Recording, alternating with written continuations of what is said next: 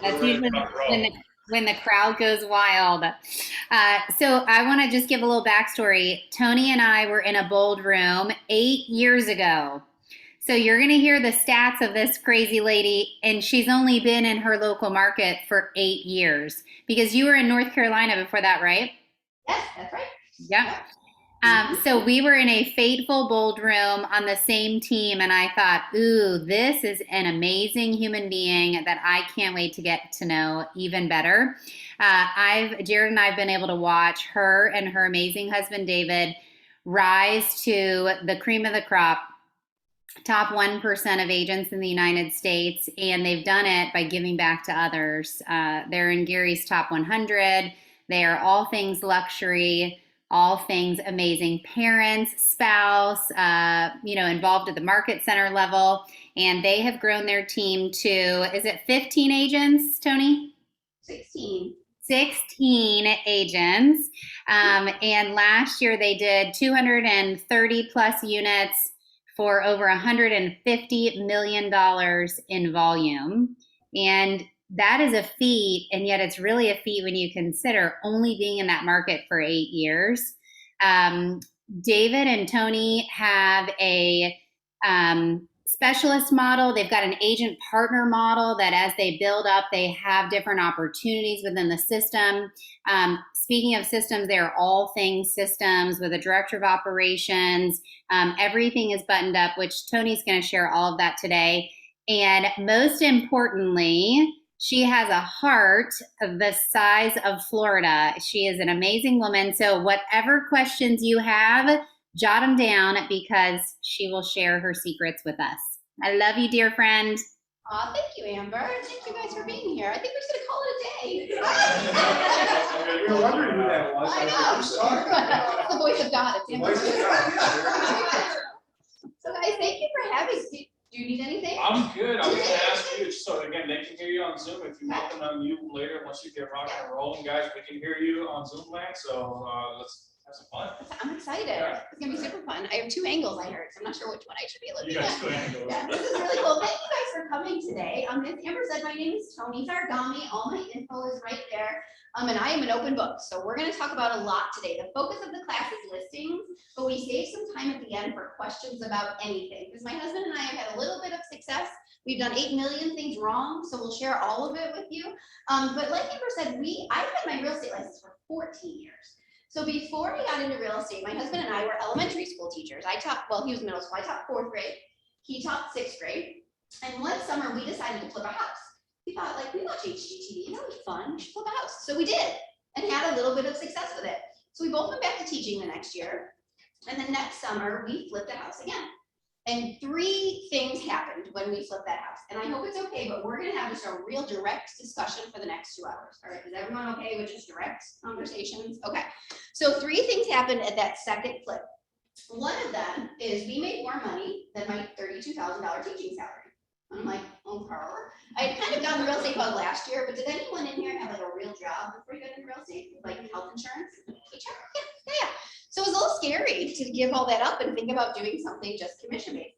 So we made more money on that than my teacher salary. The second thing that happened is that we hired a real estate agent to sell that property. And the third thing that happened is she was terrible. No joke. We're friends on Facebook now. It's all fine. But her name was Gia. And Gia, no joke, guys, she spelled realty wrong. This is in North Carolina.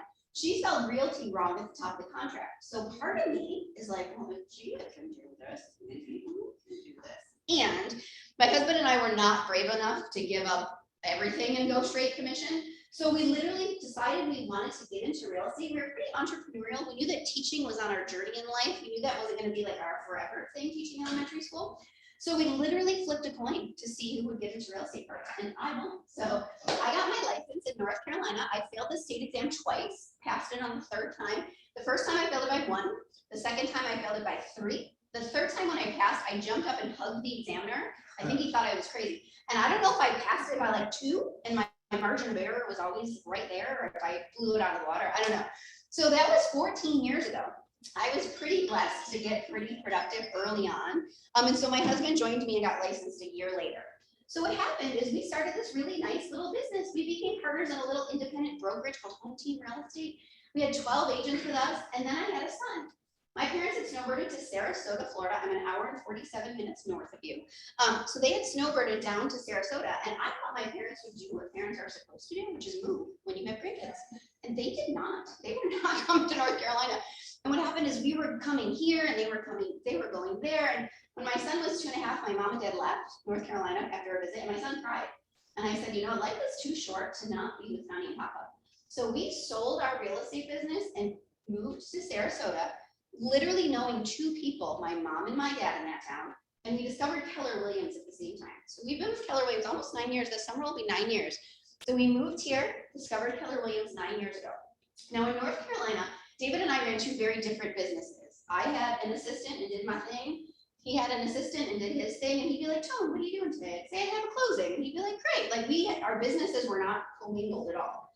When we joined Keller Williams, we really learned like you could actually make a business and like grow a team and have something other than being a solo agent where your hair's on fire all the time.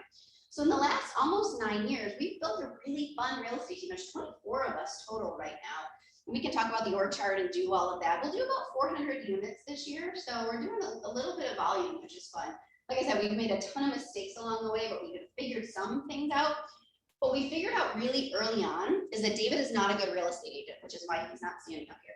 David, Amber will say this to his face, it's okay. So what we discovered really early on is that David is amazing at running our business. Like he's the CEO of our business. I'm still a real estate agent. Like I was over there putting a contract together at 12:23, like emailing off the final steps under contract email. So I am still a real estate agent. I will be till the day I die. I'm in the trenches with you guys. I probably go on 5 to 10 listing appointments per week. I personally carry about 30 pending transactions at any one time. And I used to say I had like 20 to 30 active listings at any one. I've been teaching this class for a very long time. Do you guys know how many active listings I have right now? 8. Lower. 2. I know. Used to carry forever, but is your market like our market where they come on and they go right off? Yeah, so I have 2 active listings right now. So my job as a listing agent has very much changed over the last 1.5 years. Has anyone else felt that? So yeah, we're going to talk about the market and how it's changed and how our scripts have changed and what that looks like. So that is my story getting into it. So I think being a teacher at heart, I discovered that I really like to share with people. And will you tag me in that? I really like to share with people and I really like to give back. So what we're going to talk about today, I sold I think almost 100 houses myself last year. So what we're going to do, they were all listings. I took a buyer call last week and my husband's like, don't talk to buyers anymore. I'm just like out of practice with it. So we're just going to talk about what I have done in the last 8-9 years as I honed this listing agent skill. It's been pretty successful and I hope you guys can take some things from it to move forward. Does that sound good? Yeah. Thank you. Thank you so much. This is a very interactive class. So please, if you have questions, let's talk about things. Let's shout them out there. The first half, we're going to have a discussion. We're going to take a break right in an hour. And then we're going to come back and we're going to role play through my listing appointment. So you guys can see what I do at an actual listing appointment with sellers, which I have one tonight at 6:30. Sound good? Okay, perfect. Are we recording this? We are recording this. Fantastic. When we're getting ready to role play. When the role play comes in, that's the second half. Guys, I actually teach this as a 5-hour. I travel all across the country and teach this class. Oh, I had bronchitis last week. It is not, what's the word? Catchy. What's the word? Contagious. It is not contagious. But every now and then you get like this thing in your nose. So I'm okay. If I just all of a sudden start choking on my boogers, I'm fine. I'm sorry. Anyway, I teach this as a 5-hour class and a 2-hour class. So today we're doing the 2-hour class. So some of these slides I'm going to fly right by for the high C's in the room that are like, what just happened? It's okay. I can come back and teach the 5-hour class. So, oh, I see the slides. I am. Hang on, technology. Oh, the actual arrow. I got you. Okay. So guys, this is what we're going to talk about today. Feel free to take notes. We're going to talk about where do leads come from. We're going to talk about pre-qualifying your appointments. Yeah, I said it. We're going to talk about your pre-list packet. We're going to physically talk about how you show up to an appointment. We're going to talk about the actual appointment. We're going to touch just for a second on listing paperwork. We're actually not going to go into the after because this is a 2-hour class. And then we'll answer any questions you have. Not going to probably get to objections today. If we have a little bit of time, we can. And then we did it. Let's skip over that. Okay. So let's say that today you had to leave this room and you have got to find a listing. Like your job depends on it. So let's just brainstorm real quick. Where can a listing come from? Like you've got to talk to a seller today. Where can it come from? Nico, what's a FSBO? What does that stand for? Close. A FSBO stands for fastest source of business opportunity. You like that joke there? Nico's right, guys. Write that down. FSBO. Also, when you're talking to FSBOs, don't call them FSBOs. They don't know what that means. Call them for sale by owners. Also call it the multiple listing service and market analysis, not CMA. They don't know all of our weird acronyms. But yeah, guys, FSBOs. What has a FSBO done in the world? Oh, just so you know, I'm the type of instructor, like I'll literally stand here with awkward silences so someone talks. What was that, Kayla? Yes, ma'am. They raised their hand and said, I want to sell my house. There are three, not exactly, yeah, you're right. Not with an agent, you're getting the worst. There are three reasons of for sale by owners of for sale by owner. What are the three reasons? Save money and the commission. Commission, commission, and commission. Yeah. No joke. The three reasons of FSBOs because they don't want to pay. Oh, we're gonna call it a professional fee today, guys. We don't charge a commission. We charge a professional fee because we are professionals. Thank you, Paul, for writing it down. Yes, we charge a professional fee because we are professionals. So yeah, the reason a for sale by owner is not hired an agent is because they don't want to pay the commission. When we can show them that we can make them more money at the end of the day, even with paying a professional fee, why would they not talk to us? Case in point. I just listed and guys, we share these stories on our team. I'm sure your market center is doing the same thing because we're all partners here, right? So you can say my partner, Toni, just last week, there was a listing that came my way. They found us online and they had started out as a for sale by owner and they had went under contract with the neighbor for $750,000 because the neighbor was gonna buy it. So they put it in their little bulletin on their board in their community center. They found the neighbor to buy it. They hired an attorney to write the contract, paid $800 for the attorney to write the contract. The deal fell apart because there was no professional handling any of this, right? So then they found us and I went over and did my presentation and his whole objection was commission, professional fee, which I overcame. But what happened, guys, is I listed that property and it's going to close on Thursday actually. But they wanted to save on that professional fee. Do you know what I got them under contract for? Take a guess. Exactly right. $1 million. Oh my goodness. So that professional fee that they tried to save and then they also had to pay the attorney $2,100 for all the work that he did for this deal that fell apart. Did we get paid if the deal fell apart? No. So you can use that story, guys. My partner, Toni, literally 3 weeks ago, this property went pending, made that seller $250,000 because I'm a listing agent. I know how to sell properties. So when a FSBO wants, my soapbox wants to be a for sale by owner, let's talk about overcoming that professional fee objection. Nico, awesome. Where else can you get a listing today? You've got to get a listing. Where can we find one? Circle prospect. What's a circle prospecting? You're right. You know, if you have a new listing, you can circle prospect in order to let them know about the new listing and Yes. you invite them to the open house if you're fun. Yes, we do a 3-step circle prospect on our team. When we take a new listing and invite them to the, remind me to talk to you guys about our listing launching system. It's kind of fun. I'm gonna write this up here so I don't forget. My 4th grade teacher handwriting has flown right out of the window, by the way. Okay, launch system. So when we go live on the market on Thursday, we're back to doing open houses on Sunday. We circle prospect the community. Kayla, this is Toni with Keller Williams Realty. You may have seen our sign in the yard over on Market Street. Your neighbors have decided to sell. Do you know anyone that wants to move into the neighborhood? No, totally fine. We're doing an open house on Sunday. Hope you'll stop by, blah, blah, blah. Then here's the magic in circle prospecting, guys. One call, okay. You make another call when it goes pending. Kayla, I don't know if you remember me. This is Toni with Keller Williams Realty. I called you last week. We call on Thursdays and Fridays. This is probably now like Tuesday, Wednesday, because it's now pending, right? So I just called you last week. We actually found a buyer for that property, and your neighbor's so excited. You know, I don't know if you know, but it was the buyer that won was one of 7 offers. So there's still 6 people that want to be in your neighborhood. I know last week you said you weren't thinking about selling or don't. Have you thought of anybody? No, totally okay, right? The 3rd call happens when? When you closed it. Kayla, it's Toni. I know it's been 4 weeks since we spoke, but I just have to ask you guys, when you circle prospect at a high level and you've got to do more than 1 call, if you can do the 3-call system, you will find sellers through that process. You will find appointments through that process.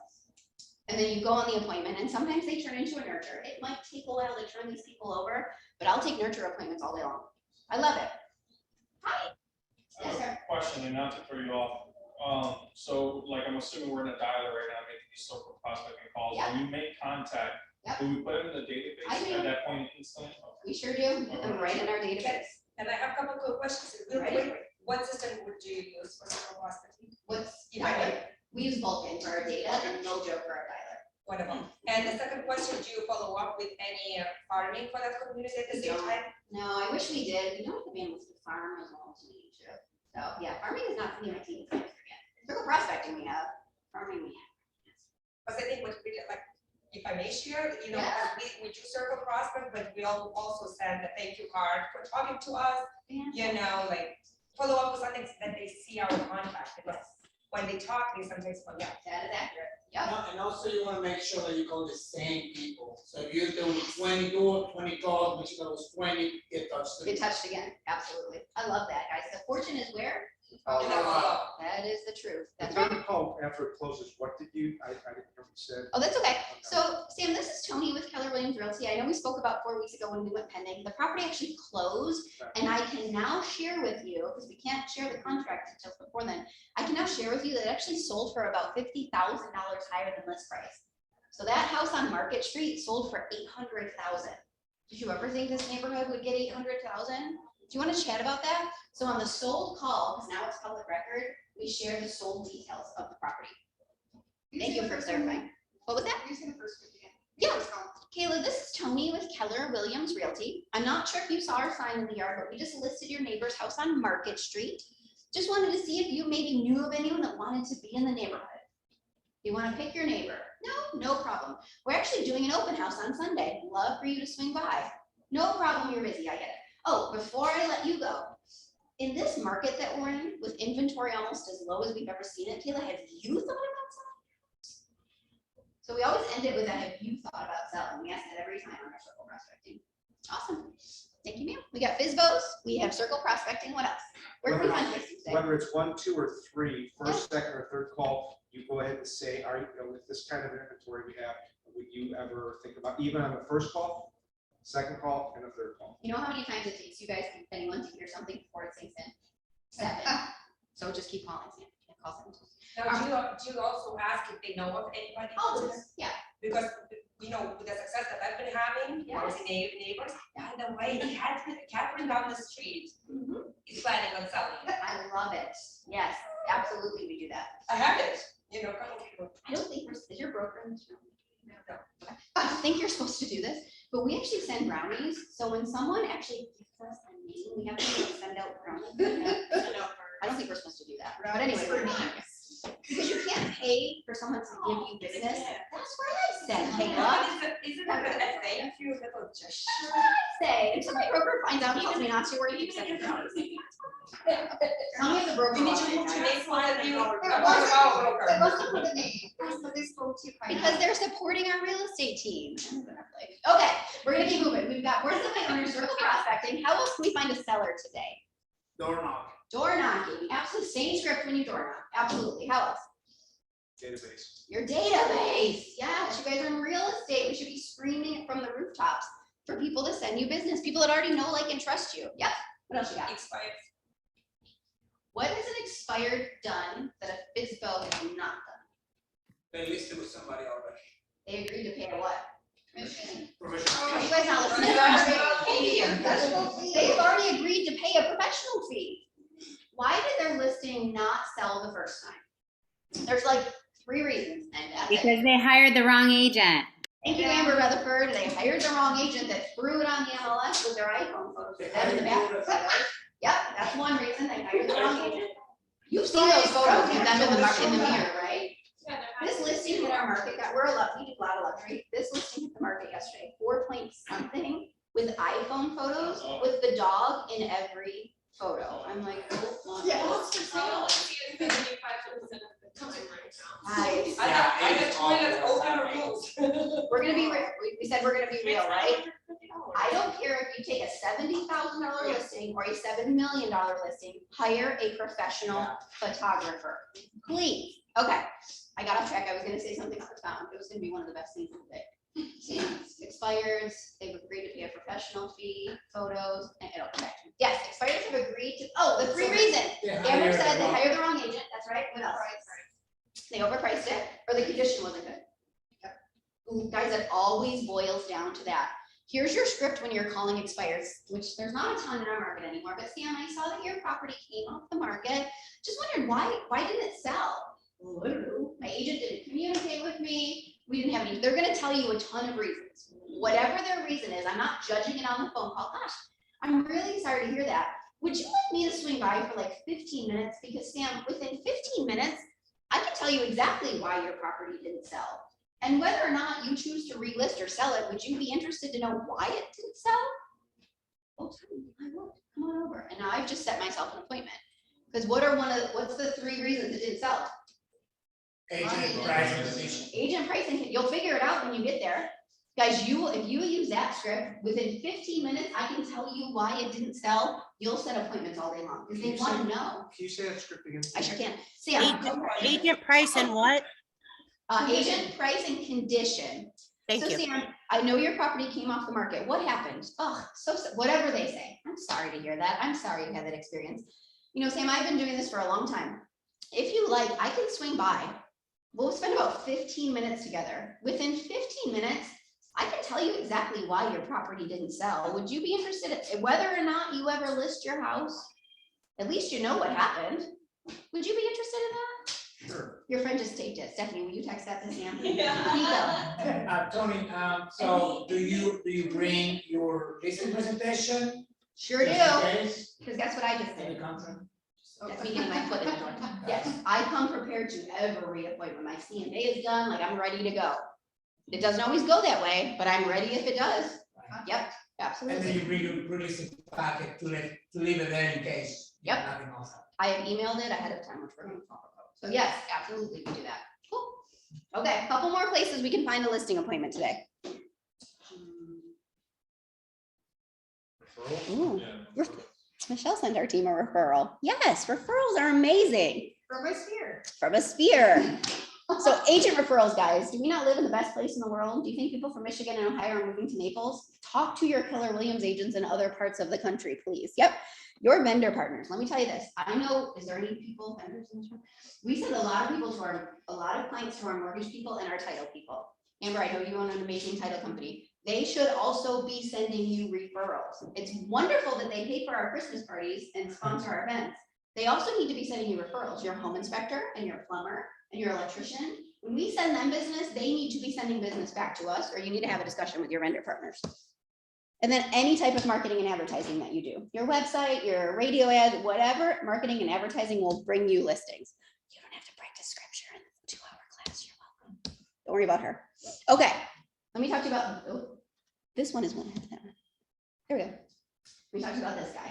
So some of you, I've been teaching this class for a long time. Some of you may be thinking, well, Toni, that sounds great. You're super cute, but you've got this huge team and you've got this marketing budget and you've got commercials with Barbara Corcoran, right? It's very easy for me to stand up here and say all these things, but I will tell you, when we moved to Florida 8 years ago, we were kind of successful in North Carolina. So we bought this big old house thinking, we'll just do that again here. It's super easy. It's one of the most humbling experiences of my life, starting a business over.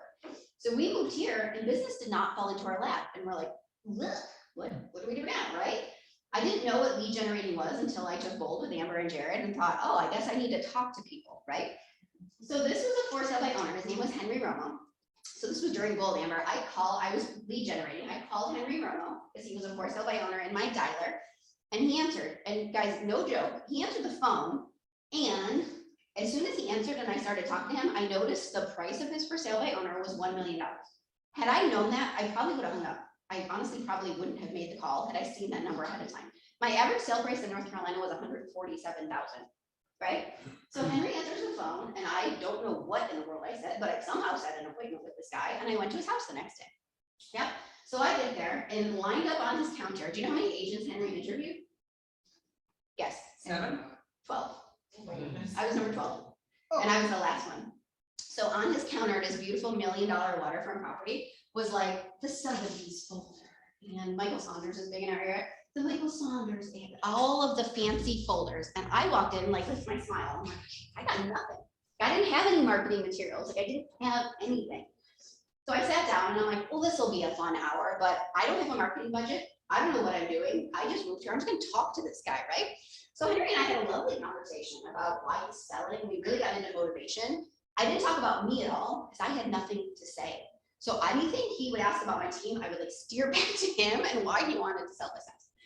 So, and then I left and I thought, well, that was really good practice. You got to see a beautiful $1 million waterfront home. So the next day I followed up, because that's what we do. And I said, I always send handwritten thank you cards too. So I sent a handwritten thank you card. I called him the next day. I said, thank you for having me. I just wanted to let you know if you ever need anything, please consider me a resource. Oh, his flyer said spacious poo, P-O-O, instead of pool. That's why Forsyth owners need us. Like his flyer that he published said the word food in it. So I called him the next day just to thank him. And he said, you know what, Toni, I've been thinking about it. I think I'm gonna hire you. And I fell off my chair. And I'm like, okay. So then I had to figure out how to list a property in Florida that was $1 million. And we figured it out. It was my first $1 million sale. But I tell you guys that to know that, like, if you're kind of newer in this or think, well, it must be easy for that girl to say all those things. I was in your shoes not that long ago. If you can connect with people, have conversations and deliver value, they will hire you. Whether you've been in this business 10 minutes or 10 years, when you connect and bring value, they'll hire you. So closing, I asked Henry, we've actually become friends, like, why did you hire me? And he said, you asked the most questions. You were like really interested in me and why I wanted to sell and my needs. And you didn't, everyone else talked about how great they were and how many houses they sell, but I didn't sell any houses, right? So I thought that was a really good lesson. So I wanted to share that with you guys. Feeling good? Yeah. Okay, perfect. And you know what, the price point is just a number. Scare the We have- Jesus out of me. We had, you know, and teammates that never had a listing came in, and the first listing, $5 million listing from Zarghami, Isn't that amazing? you know. The opportunity is out there. The work to list a $100,000 house and $1 million house isn't all that different. Your paycheck's a little different. The work is not I that think it's different. even easier $1 million listing because they often are staged, They can be, yes. you know, Yeah. and the 100,000, you need to bring the cleaning crew. That's true. You need to bring the clean for a lot. Okay, we don't have to worry about this. We don't have to dance. You are not taking a break. Stay in your seats. Okay, let's talk about pre-qualifying the seller. How many of you are pre-qualifying your sellers? Right? Guys, this is something I did not do at a high level, but I really will encourage you to do at a high level. What does it mean to pre-qualify your seller? Before you show up, we wanna make sure that, you know, this is a viable client or, you know, just a Yeah. client that you can. Is this like an actual seller that I want to spend some time on? It's really like a 5-minute conversation. And the biggest thing I learned in pre-qualifying is don't do your listing appointment on the phone. Just get your answers to some questions because it prepares you to go into your appointment. So what are some questions we can ask when we set an appointment? So Michelle was gracious enough to send us a lead. I called that lead and they're like, yeah, we're thinking about selling. We're not sure. We're interviewing a couple agents, but yeah, come over tomorrow. Awesome. I just have a couple questions before I come over so that I can best prepare for our appointment. What are some questions you want to ask? What is the Yeah. motivation? You know? Why are you moving? Why are you thinking about selling? Okay, what else? Have you had a price in mind? Yep, you have a, and let's talk about that. You know, Sam, what you thought about the house maybe before. That question is so important. It's one of, there's 3 really important questions in here, in my opinion. What they think their house is worth is one of the most important. And here's what I've learned not to do. Don't get into it on the phone. I just want to know. So one of 2 things is going to happen. When you ask that question, you know, Kayla, I'm going to do some research before I come over tomorrow. But just so I know, do you and Sam have a thought of what you'd like to see the property sell for? They're either going to give you a number and don't respond because they're going to say 800 and you know that neighborhood's 4. Don't get into it there. But at least you know walking in to your appointment, they want to overprice it. Exactly. Now we just know. So they're either going to tell you a number or they're going to say, I don't know. That's why you're coming over. One of my least favorite things, guys, is to walk in an appointment when I don't know what their number is. So they're going to say, I don't know. That's why you're coming over. I go 3 deep on this question. I totally understand. And I absolutely will do some research before I come over. But if you had to guess, like if you just had a guesstimate, what do you think homes in your neighborhood are selling for? So I've asked again. At that point, they're either going to give you a number or they're going to get real mad and be like, Home Slice, that is why I don't know. That's why you are coming over. My 3rd question is, I hear you, Kayla, and we're totally going to talk about the market tomorrow. Is there like a bottom line number? If I can't get this, it doesn't make sense for me to sell. They know what that number is. And they'll normally answer you, well, I mean, if I can't get 500, I'm not selling it, but I think it's worth way more than that. Cool. We're totally going to talk about that tomorrow. Guys, really try and know their number in their head walking in, for sure. Okay. So yes, motivation. What do you think your house is worth? What else are we asking on these pre-qualifying questions? Time frame, Time frame. Why does that matter? because it will tell you how motivated they are.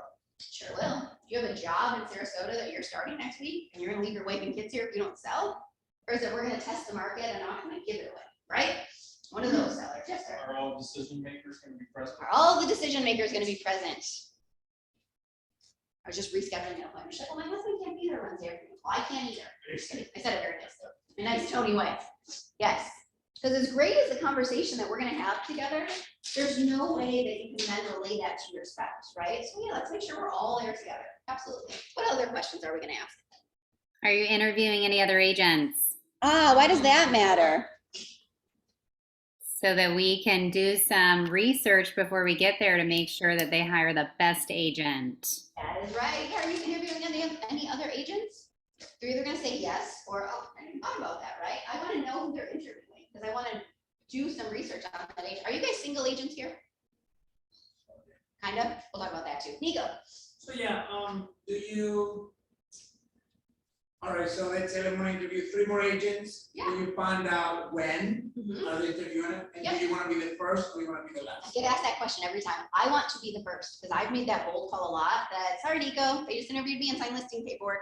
I want to be first every time. Because What I'm about you being 12 and getting the? no Henry Romo, who knew? So no, I would rather get in there first, and I absolutely have made that phone call to cancel other appointments. I got a phone call a couple weeks ago with another Keller Williams agent. He's like, Toni, I hate to do this to you, man, but and I'm like, good for you, Patrick. So I got phone called a couple weeks ago, but yeah, I'd rather get in there first, 100%. Yep. So do you feel like if you ask something like, oh, I think I'm gonna be another agent? I'd rather know. Yeah, no, and it's a big decision. I think that you have, if it's important to you, you absolutely can talk to more than one agent. So it's totally up to you. And I think it's, the statistics is, I might be wrong, but 71% of Yeah. of sellers work with a first agent. Yeah. So how do you get yourself to be the first? Like you sort of say, okay, Tony, I'm interviewing 4 agents this week. Great. Right now it is 1 o'clock on Tuesday. I'm actually tied up until about 3:30. I can get to you by about 4 o'clock today. Because does that work for you? You just give them the appointment time and you can get over there. And you get over there. Well, Tony, I'm just gonna give it a hard time, just. Please do. So, well, Tony, I already have somebody at 4, and then tomorrow and or Wednesday, probably I can be a little earlier. Okay, yeah, what time? You're not always gonna be the first. If I've got the option, I want to be.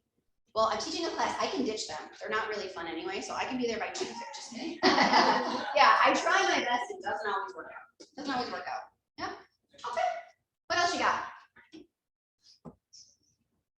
You ask them about any Ooh. upgrades? Yes, I do. Hold that question, Nico. We want to know where they're going to, because if they're coming to Naples, I'll call one of you. Because if it's in town, great.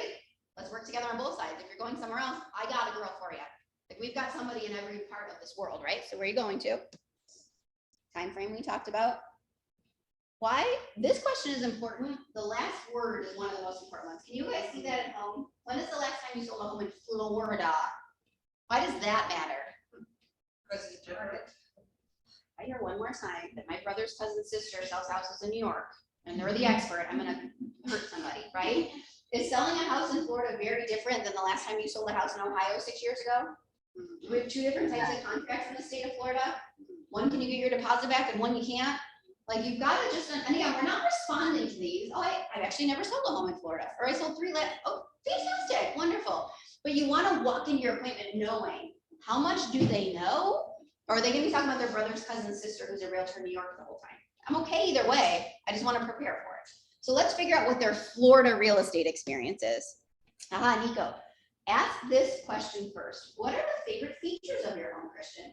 And they're going to list them off. Well, we just upgraded the kitchen, put in some crown molding, we just repainted and did landscaping. The reason we ask this first is because when they're giving you all their upgrades, what is the price doing in their head? Their price going up and up and up and up. I spent $2,000 on flowers, right? So the price in their head is just going up. The question I follow this up with is this one. If you were going to change anything, what would that be? Because we just redid the kitchen and the baths, we put in crown molding, the landscaper was just here. Yeah, our roof is new, because my price just went up in my head. Totally cool, Michelle. If there was anything about your property you'd want to change, what would that be? Well, it was built in the 80s and our electrical panel is going, and we never did the half bath, it still has that gold faucet in there.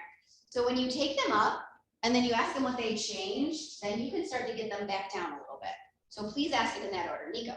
Yeah, so I usually ask them, so Tony, do you have any recent upgrades that you've done to the house that you would like to share?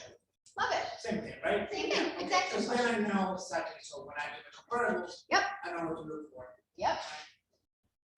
Were you gonna say something, Sam? Was that your first question you would ask, your favorite features of your No, I home? usually go kind of in this order. The order that it's on the screen is about the order that I asked them in. Yep. Ooh, ooh, what do you know about the current real estate market? It doesn't matter what they say, but then I know. I heard this is a hot market and it's gonna fly off the shelves, or I don't know, that's why you're coming over, or I read this article on Bloggity Glue and it said this. Yeah, Nico, we're totally gonna talk about that tomorrow, right? But then you know their mindset going into the appointment. Yes, sir. So Tony, when is enough enough? I know a top agent, great agent, the other coast. And when we do role play about requalifying, Mhm. if I was the seller, I will hang out with this guy. Are you a Although high, these questions are very valid, are you a high D? I am. I know. It depends on your personality. That is a very good point. If you're talking to someone on the phone that's a high D, my pre-qualifying, I can't be more than 5 minutes. I know we're spending 15 on it, but this conversation should take you 4 or 5 minutes to get through. Because your responses are cool. Yep. We'll totally talk about that tomorrow. Oh, moving to New York, that's exciting. So you'll get through these faster than we are. So you'll notice your client's personality. If they're very detailed and this call takes you 8 minutes, you know that your appointment tomorrow is going to take you an hour and a half, right? So we've got 2 more questions. These, we never let this go more than 5 minutes because you're right. They don't have time and you're going to talk about it more tomorrow anyway in detail. That's a really good point. Yep. Yes, sir. It also helps, like, if I'm talking to a stranger, like a complete stranger who's asking these questions without giving them like any like context or like reason why, like if you can like justify while you're asking or like Yeah. put it into like the proper context, like people are more receptive to. Well, yeah, and that context is, Eric, you know, I'm really excited that Michelle connected us. I'm excited to chat with you about even the thought of selling your house. So I can best prepare for our meeting tomorrow afternoon. I've got just a couple questions. Do you have 5 minutes? Of course I do. And that's the easiest way to do it. And I think they already like do program in their head that you are professional, you know what you're doing. Yes. You're taking your time to prepare for the, I would work with you. If I you think call me about- like that, I would absolutely Think work. about any other professional. You go to the doctor or a financial advisor, an attorney, they're asking you questions. We're gonna ask the same questions, right? I think it's coming across as high professional. Thank you so much. I agree. This is your how much your home worth question. We talked about go 3 deep, know that number going in. This one's a little tricky for me. Are you ready for it? Oh, you can ask some form of this question. I just got the nerve to start asking this a couple years ago. No joke. Will you have 2 keys ready for me when I come over tomorrow? The reason I ask this question is they're either gonna say, yeah, sounds good. If they say, yeah, sounds good, what does that mean? You know you have the listing. It is your listing to lose, don't mess it up tomorrow. If they're like, whoa, sister, we haven't even met, I absolutely will not have 2 keys for you tomorrow. Again, I'm okay with it, but what does that tell you? You guys work. You're going on a listing appointment tomorrow. Yeah, you can just say, just checking. Has that ever turned anyone off? No. And here's the thing, Sam said, a good question, has this ever turned anyone off? I don't ask this every time.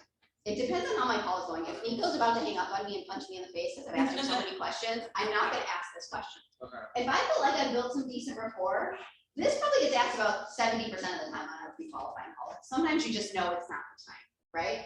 But again, this is very telling. You'll know going in whether you have it and it's yours to lose, or if you're going on an exhausting listing appointment. Cool? Cool. All right, feeling good? You're doing great. You guys are like 15 minutes. We're not watching a video. We're not practicing. Okay, we're about 15 minutes away from a break. How many of you have a pre-listing packet? Fantastic. Make one. If you don't, here's the thing. I don't care what it looks like. I don't care what it says. It can be 76 pages. It can be 1 page. Just have something. Because we in Sarasota, did you guys interview against a lot of agents? These people interview a lot of agents in our town. Most people don't have anything. They really don't have anything. So the fact that you have something is amazing. So when we set that appointment, if I can get this in their hand before the appointment, I will do so. Whether we mail it or drop it off, like physically, we have a field coordinator that drives around town. If we can get this to someone ahead of time, we will do that. If we can't, I have something really cool called my How to Impress a Seller email. If you would like it, email me and I'll email it to you. So Nico, we set an appointment for 5 o'clock today, right? I'm gonna email you some more information about me and my real estate team. That way tonight, when we meet, that conversation can be all about you. You already know everything you need to know about me, so we can really focus on you tonight. If I email that to you, will you take a quick look through it? Sure, Tony, sure will. You're a high you won't look at it at all, but that's okay. So what the pre-list packet is, or what the How to Impress a Seller email is, it's just a PDF link to our pre-listing packet. It's a link to our website, it's a link to our Google review, like do whatever you want with it, but get some information in front of them ahead of time. And I really, that's my script. So that you know all about me when I get there. So that way, when we're having our conversation tonight, that can be all about you guys and your goals. Is that fair? This has taken my listing appointment from like an hour and a half down to like 45 minutes. Because I'm not spending 45 minutes talking about myself anymore. So and I'll send this around, our pre-listing packet, which needs to be redone, but it talks about our mission, talks about our marketing, talks about the value of your home. It's our level of service versus other agents versus like a flat fee service and what we do. We've talked about the group. Amber said this, we're a team of specialists. So we have listing specialists, buyer specialists on our team. Talks about the importance of home staging and some before and after photos. And then what, if you're interviewing other agents, which questions should you ask other agents? These all favor us, right? So these are all things that they ask. I come out looking better than most other agents. And then we've got some testimonials on the back. So I'll pass these around. We also have a one sheet that talks about our marketing and our marketing budget. So we send this to people too. Okay, so I'll pass these around. I encourage you, I feel like you can, you might be able to speak easily. Do you right? go ahead and send, you said you sent, try to get those out in their hands before, Yeah. even that package of what your marketing is and everything? Yeah, this is what we sent. Okay, that whole, This okay, whole- okay. Yeah, this whole thing we sent to them. So this I have an electronic version, which if you email me, I'll email you, it's just a template. I pop it in. It says, hey Sam, great to talk to you today. Can't wait to meet with you tomorrow. And here's links to everything. So I'll pass Do you those around. prefer a physical copy? I do. You do. I'm very old school. I actually prefer a physical copy. Where do you get that? Where do you make your copies at? I mean, I just have a no mobile idea. printer or? Yes, Okay. that's a great question for someone in my administrator. I have no idea where we can. I have no idea what it costs. That's a great question. That is not my 20%. There you go. Did you know they sent us 1,000 of them with a typo? My husband lost his damn mind. It's okay. I think it was our fault. So that's a pre-listing package. Does anyone have any questions or thoughts about that? I just want to highlight that you said I have no idea. That's not my 20%. Terrible. That sounds terrible, doesn't it? No, it's not. No, I think that's all something we can learn from. I love it. Thank you. David would know down to the penny what those things cost. I just don't have any. Yes, idea. you would. Amber and my husband are the same, and me and Jared are the same. It's so true. Okay. So guys, we a little bit talked about this. The difference between the pre-listing packet and your listing appointment, the pre-listing packet is all about who? You. You. Us. Yes, the listing appointment is all about who? Client. The client, yes. So your pre-listing packet is all about you and how great you are, all of that. The listing appointment is all about them. If you are like newer into real estate, or use your Keller Williams stats, guys. We're the #1 real estate company in the world. So use the office's stats, use your teams, whatever makes you look good. That's why we're all team members together. Use whatever you got to make yourself look good. Is that fair? Okay. If you guys go, you don't have to right now, but if you go to zgsellerguide.com,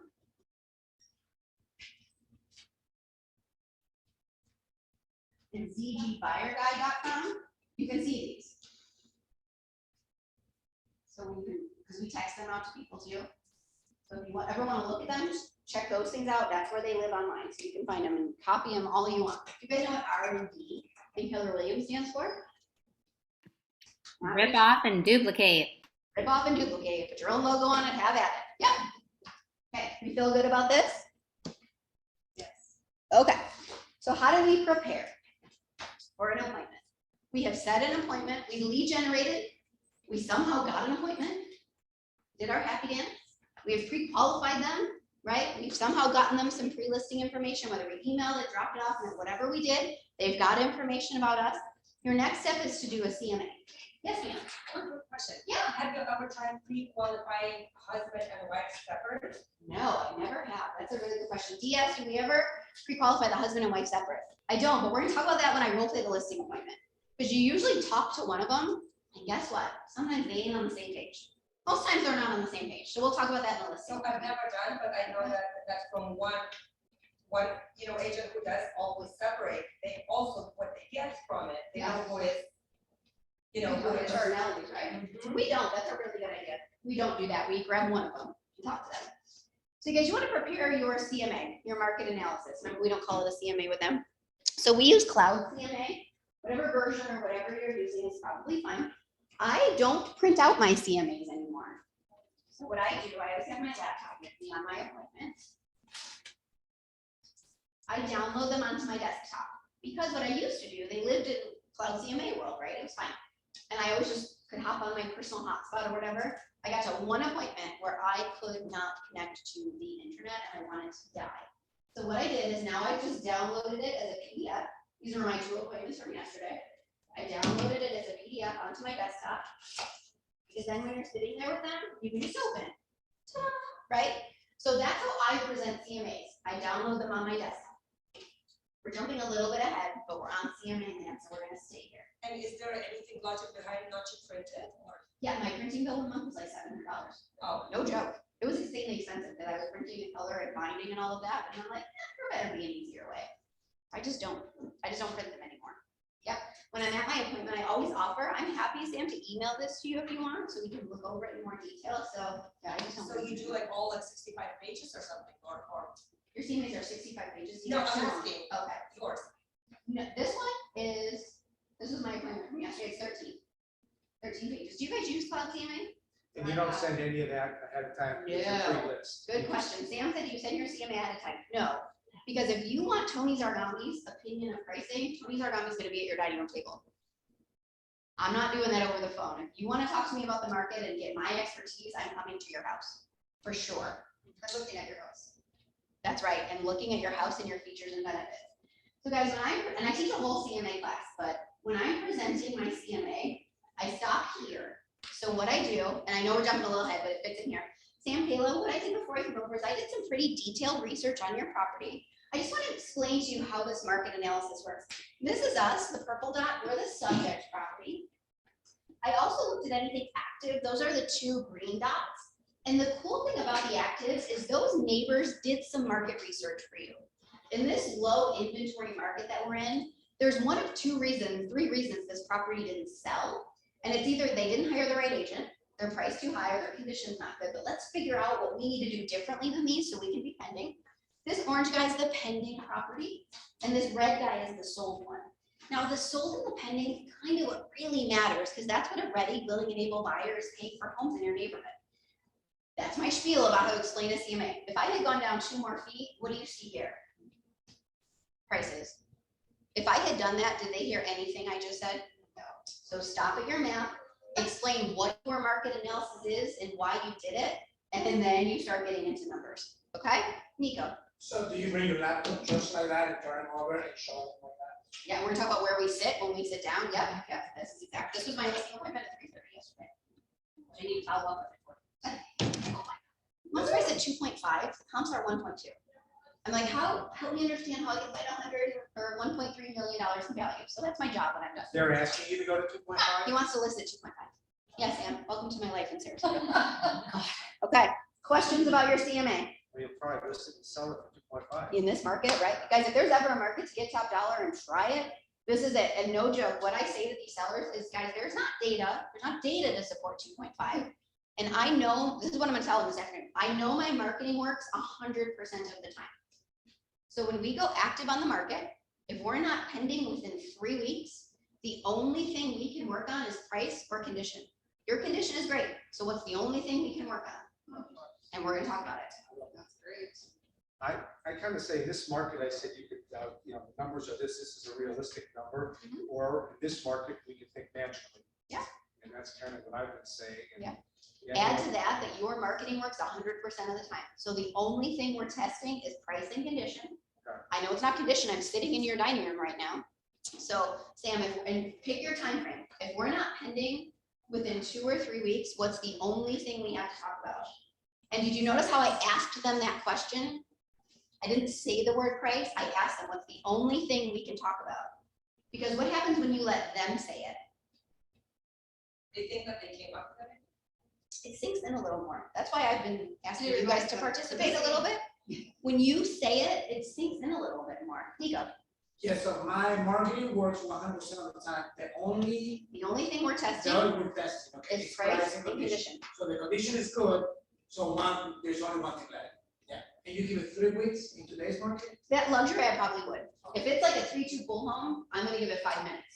Really, we'll talk about our launching system. We give it through a weekend, and if it's not pending, we're changing the price. Tony, can I ask a quick? Yeah, Do you feel that the market already changing a little bit in Sarasota? a little bit. We talked about that this morning. I'll show you some market data. Yeah, we have had historically, like for the last ridiculous amount of weeks, like 1,200 active listing. This morning there are 1,800. So we're feeling a little tick up. Is it Nico? It's not. When you're saying that my marketing works 100% of the time, has anyone come back and said that you sold 100% of your listings? Yeah, I absolutely have. Oh, really? I absolutely have, yeah. And here's the thing, guys, if one of our lists, I shouldn't say that, Tim. One of my listings is gonna come off the market next week because we did a 3-month. It's a unique property on the water, listed it at 2 million. It's priced too high. And my seller's not willing to sell it for anything less than 2 million. So the market is not strong enough to get him 2 million. But my marketing works, because you know how many showings I had? 27. I showed those 27 times. So it's, my marketing worked, the people are there, it's got thousands of online views, it's had 27 showings. The market is not strong enough to get you $2 million right now. So yeah, marketing was 100%. So what is he doing to client? We're gonna take it off the market through the summer and see what the fall looks like, see if the market improves enough in the summer, or through the summer to get, because guys, it's not me. Bless you, honey. When your property doesn't sell, and you've got to be real clear with your sellers on this, it's not my fault that the property didn't sell, it's always the market. Are you guys okay over there? We're not choosing pricing, right? The market is telling us that the pricing is what it is. And we're gonna talk about that in the second half of the class. Okay, CMA, all of that, okay. What to bring, and then we're gonna get you guys on the break in a little bit. I bring my bag with my laptop in it. I bring my pre-listing folder.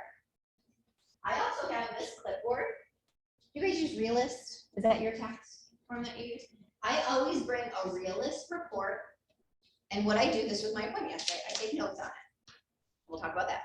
So this is my Realist report. So can I have a folder? So I walk in to the appointment. I walk into the appointment like this. And I also bring a gift every time. So I've got my bag on my shoulder, my folder is here, my Realist report is on my clipboard, I usually have my little pen clipped here, and I have a gift. These are $4.99 at HomeGoods. We buy like 20 of them at a time, when we stick a sticker on it and they're in a cabinet in our office. So that whenever you have a listing appointment, you just grab it and go. Because guess how many people are bringing gifts to their sellers? And when you're interviewing against other agents, does that make you a little different? Yes. I used to like go to Publix on my way out, but then I got too busy and I forget. Just get a supply of something and keep it in your office. These are also really good lunches. I had this in the car coming because I knew I was coming here today. My son wanted to eat it yesterday. I told him, no, I gotta show the kids in Naples, so. Tony, what is that? I can't see it. It is a bag. Can I go to this camera? I can't see you guys. It's Yeah. a bag of salted caramel popcorn. Okay, They're perfect. literally at the checkout at HomeGoods, and then we stick a little Zarghami sticker on them, and that's it. Love it. And Amber, Amber, yes, Dee has to tell you something. just thank you for her gift. It was very, very awesome. Amber said, or Dee said, thank you for your gift. It was awesome. Aw, you're welcome. Mine's in the mail, Amber. My gift is in the You mail. need to say. Yeah. Amber, where's my gift? Nico wants to know where his gift is. Tony, Open the door to Tony, somewhere. Tony, keep going quickly. It's getting out of control. Guys, so this is what I bring on my appointments. Nico, yes, sir. You gave him a Starbucks card. I do whatever you want. This is what we do. Because it's something to give them when you are there, right? We do a thanks a latte. I actually got that from the Rutherford. A thanks a latte for other things. So we mail out hundreds of Starbucks cards every year and say thanks a latte. But for a listing appointment, it's always this. It's been for years. It just works for us. Whatever you want to do, but do something. Okay? So that is what I physically, okay? Yeah, this one, it was a Realist Report. Yep. gift, And. Your Realist. Yep. So if I have not somehow physically gotten them one of these, I bring it. So if I sent the how to impress a seller email, I am bringing this with me. If they already physically have one of these, I don't normally bring another one. But I always have one. I want to make sure they've seen this information. Tony, do you have a runner drop it by or just We mail? do. Yeah, so we have a field coordinator, Miss Patty, that runs all over town for us. So Miss Patty drops off a lot of pre-listing packets. Sometimes we just do it. So I can say to an agent, for guys, you in your office, like, is anyone going to this, anywhere near this neighborhood today? Can someone drop this off for me? So our agents actually run these around for us too, because if they're already going, let's save Miss Patty the trip. So we do our best to physically get them over to them. Great question. Good? Okay. We know what to bring. Okay. Probably the most direct conversation we're gonna have today. Are we ready for it? Yes. I wanna show you guys what I look like at 5:02 every day. Does anyone else go home like this comes off? This is not comfortable. My feet hurt, my Spanx are really tight, like this is not comfortable. But I wanna talk to you about Dr. Rachel. Guys, how you show up at your appointment matters. Today is different. You are sitting in a class today, it is all fine, right? But when you are interviewing to sell someone's house, you better show up as a professional. So I was pregnant with my daughter, and I'm from Niagara Falls, New York. My brother was getting married, and it was a small wedding. My dad was the best man. Me, my husband, my son, who was 5 at the time, we were in the wedding, and I was pregnant. And so I talked to my doctor the whole way through. I'm like, can I fly? It's a direct flight from Tampa to Buffalo. It's like an hour and 47-minute flight. The whole time I'm like, Dr. Sullivan, he's like, Toni, you're good. The day before we left, I went to Dr. Sullivan. He did all the checks. He's like, go to the wedding, have a great time. So we go to my brother's wedding. It was on a Saturday in my hometown, and everything's good. And then Sunday happens, and we're set, me, my mom, dad, and my husband and my son, we're set to fly home Monday morning at 6 a.m. Our flight leaves on Southwest. So Sunday night, we're at my brother's house, and I just don't feel great. And so I called Dr. Sullivan here. He's like, just pop over to the emergency room just to get checked out. It's like 9 p.m. on Sunday night. Okay. So I go to the hospital that I was born at. Me and my husband and my mom, we left my son with my dad, and we pop over to the hospital. Apparently when you're pregnant and you go to the emergency room, they check you right in. So they checked me right in, and they hooked me up to all these things. And they kept me overnight. And at some point, it was like 2 in the morning. I said to my mom, I'm like, Mom, just go. Like, you and Dad fly home. My husband rescheduled our flights for Wednesday. Like, I'm sure I'll be, but you guys go. Like, they can't find anything, everything's fine. So this is now Monday, is Labor Day. It was September 5th, it was Labor Day. So at 7 a.m., Dr. Rachel starts her shift. So my mom is like on her flight home. Dr. Rachel walks in yoga pants, and I'm 42, she's my age, right? She walks in yoga pants, sports bra, and like the tank top where your sports bra's hanging out, and sneakers, and her hair's like in a messy bun. And I'm like, who is this, right? She's like, I'm Dr. Rachel, I'm taking care of you today.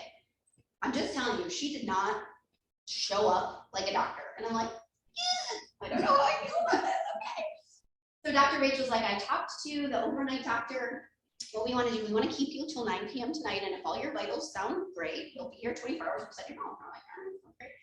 So like mid-morning, she comes back in her yoga pants and her sneakers, because she was just on call, because it was Labor Day. She wasn't even there all day. She kept like coming and going. She comes back in her yoga pants and sports bra hanging out and sneakers. And she's like, I'm gonna send you for this test. You're gonna be here anyway. I'm like, that sounds fantastic. So they send me down for a test, and I come back up, and the day is progressing along. And about 4:30 in the afternoon, Dr. Rachel comes bustling into my hospital room in full-on scrubs, hairnet, stethoscope, like she looked like a doctor. And I'm like, something has changed. Like, shit just got real. But she showed up so differently than all day long to when she showed up as a professional. And Dr. Rachel came in and said, we need to deliver your baby. And I said, when? And she said, now. And I started bawling my eyes out. I'm like, what do you, she's like, I've talked to your doctor in New York. Or sorry, I've talked to your doctor in Sarasota. Here's the results of this. This is why we need to deliver her now. We're going in for an emergency C-section, which is exactly what happened. My parents flew back up to New York the same day. Avery, she's now 5. Amber knows her. Everything is wonderful. But the reason I tell that story, guys, is Dr. Rachel showed up very differently in the morning than she did when it was time to get down to business. And do you think when you go to a seller's house, they're expecting you to get down to business?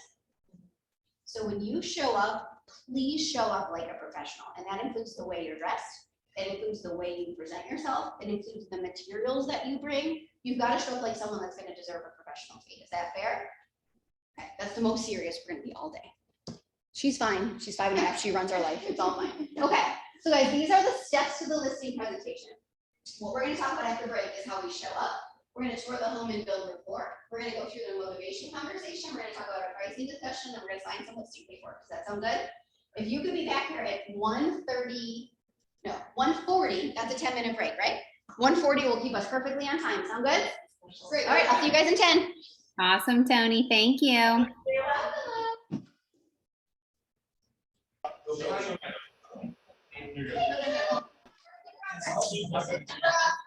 Someone's listening to me.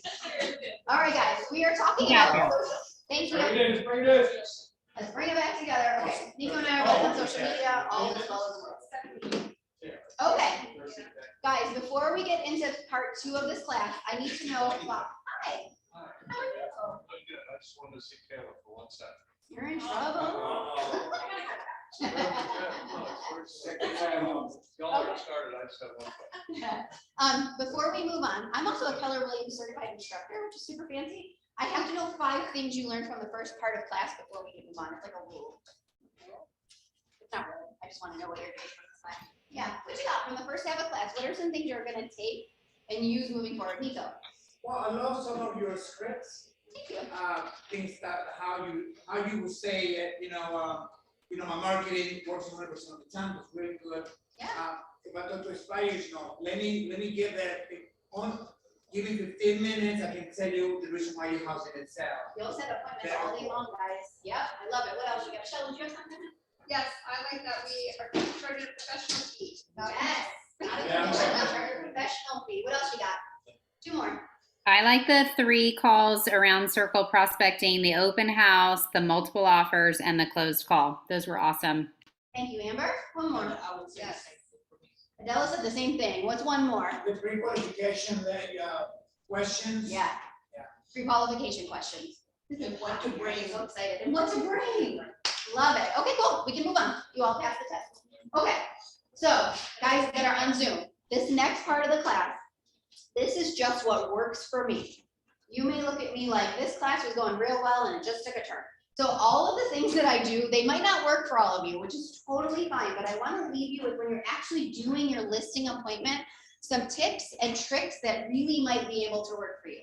So this next part of the class, we're going to literally role play through what I do during a listing presentation. For those of you that are on Zoom, I'm going to walk to the back door of your training room. I'm going to knock on the door and I'm going to come in. What we're going to do, because someone's going to role play with me, we're going to just come to the front of the room and do the little conversation we normally have at the door. So we're going to start there. The next part, this is all role play. We're going to start there and then go from there. Nico, can you help me? Yeah. You're the best. Got my bag, my computer. Okay. So guys, we're just going to go over here. I'm just going to knock on the door. I'll be right back up front. What do I do? Go with me for a second. I'll tell you. Good, listener, so be careful. You guys hear us out here? We talk about it. No.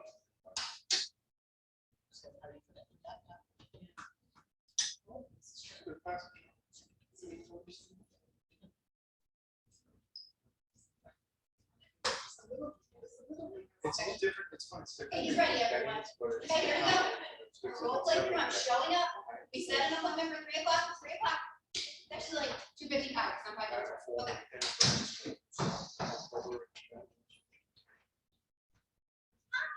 Hey, Toni, yes? Nice to meet you. We're gonna run up real fun. So you just enter the door. Come up here with me, Nico. Okay, we're still standing at the door. Like I just walked in the door. I'm Toni Zarghami.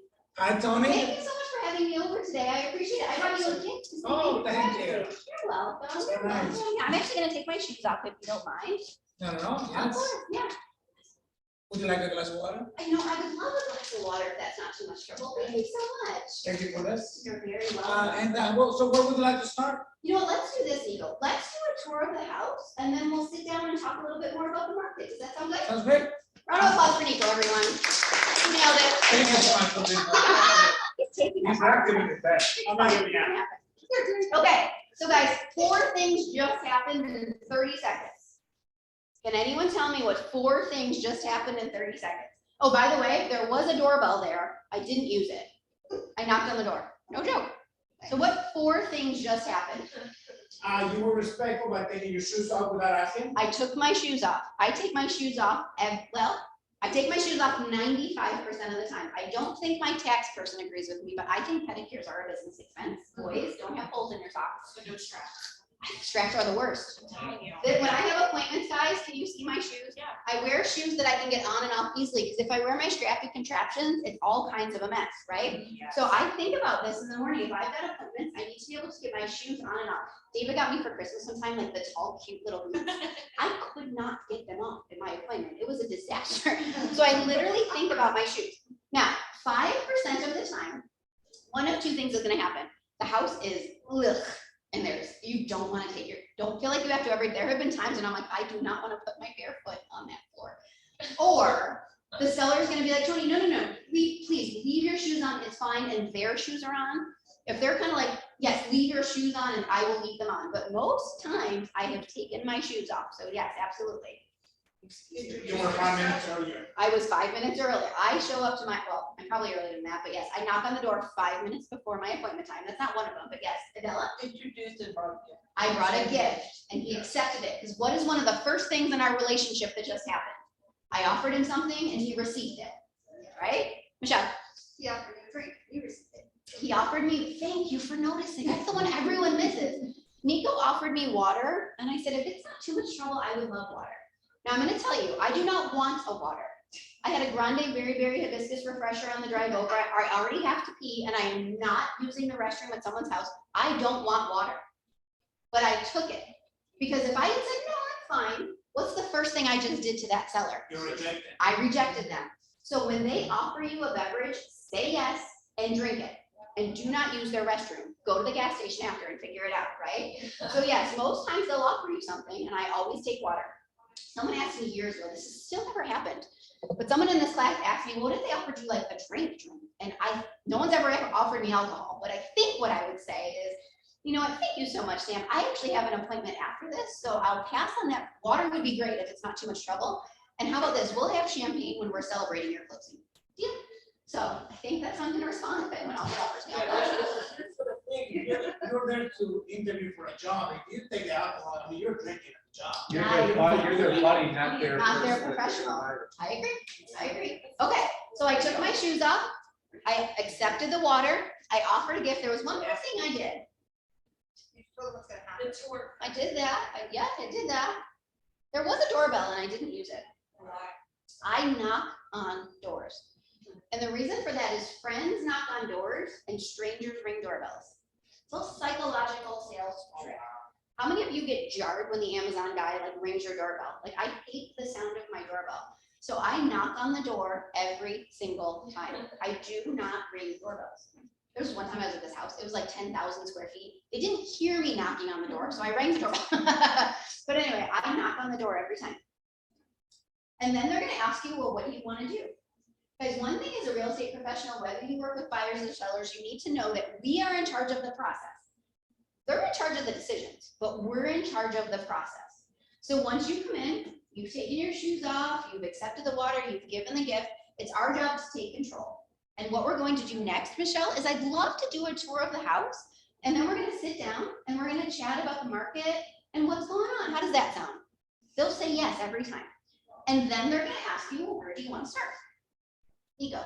All right, so you are not about, oh, well, I'm gonna walk through the house and look at with the eyes of a buyer. Why don't you sit there and I'll be right back? I don't do that because I find, I know Diana's rolling right now, but the reason I don't do that is because I find when I'm doing the tour of the house, that's when I'm building rapport with them.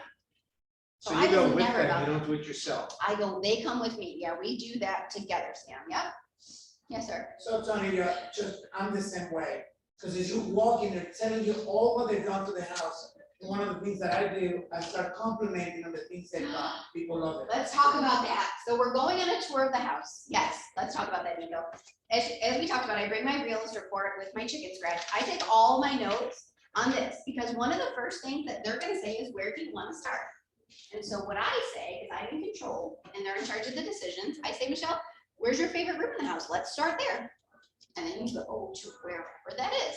Hi. So that realist report, I always go and take notes in front of them as to the each room, this, that, the other. You're saying you take notes on that instead of. You know why? Because what I did one time years ago, and this is all the Toni stuff, right? Is I had 3 listing appointments in one day, which is normal for me. I was taking the best notes you've ever seen in your darn life, right? You know what I didn't do? Didn't put the address anywhere. I had no idea what notes went with which house. True story. So the reason I bring a realist report, because then I scan this and I put it in .loop. I scan this and I put it in .loop, so that if for some crazy reason I develop the flu next week, Sam, you can jump right in. You've got everything I've got, right? So that way anyone on my team has access to this data. So what I do is we're walking around as Michelle. I know the tax record is wrong sometimes, right?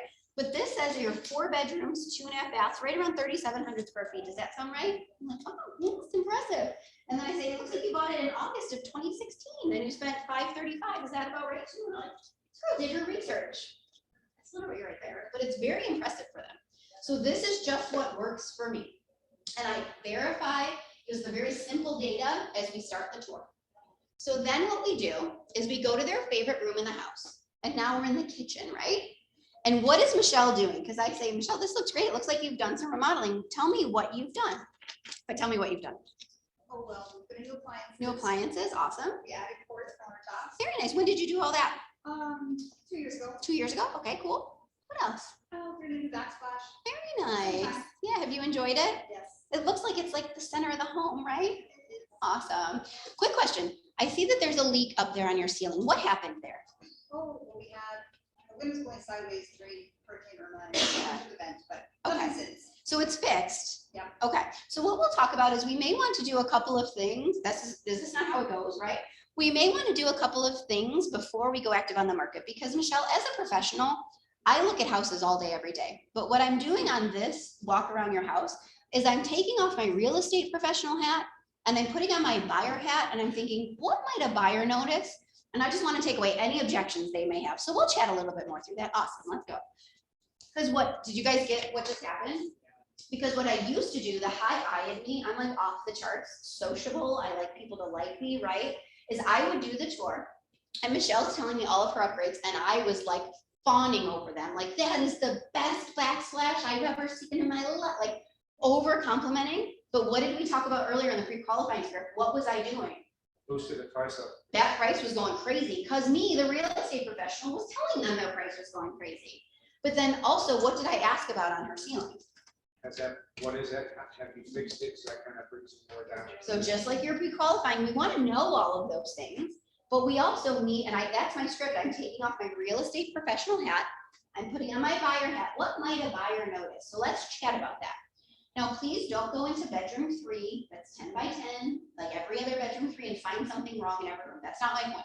But really look at it through the eyes of a buyer and let's talk about those things that we might need to address them. Okay? Sam, you good? Were you gonna say Yeah, something? no, Looks like you were gonna say something amazing. No, No, okay. The tour of the house, guys, depending on the size of your house, is probably a good 10, 15, 20 minutes. Because you're walking around and you're taking notes about everything. Now, speaking of bedroom 3, I open every closet and all the pantries and I always ask permission. Christian, do you mind if I just peek in this closet real quick? It's the Bible door. Does it look like every other bedroom 3 closet? Yes. But did I take the time to look in it? Yes.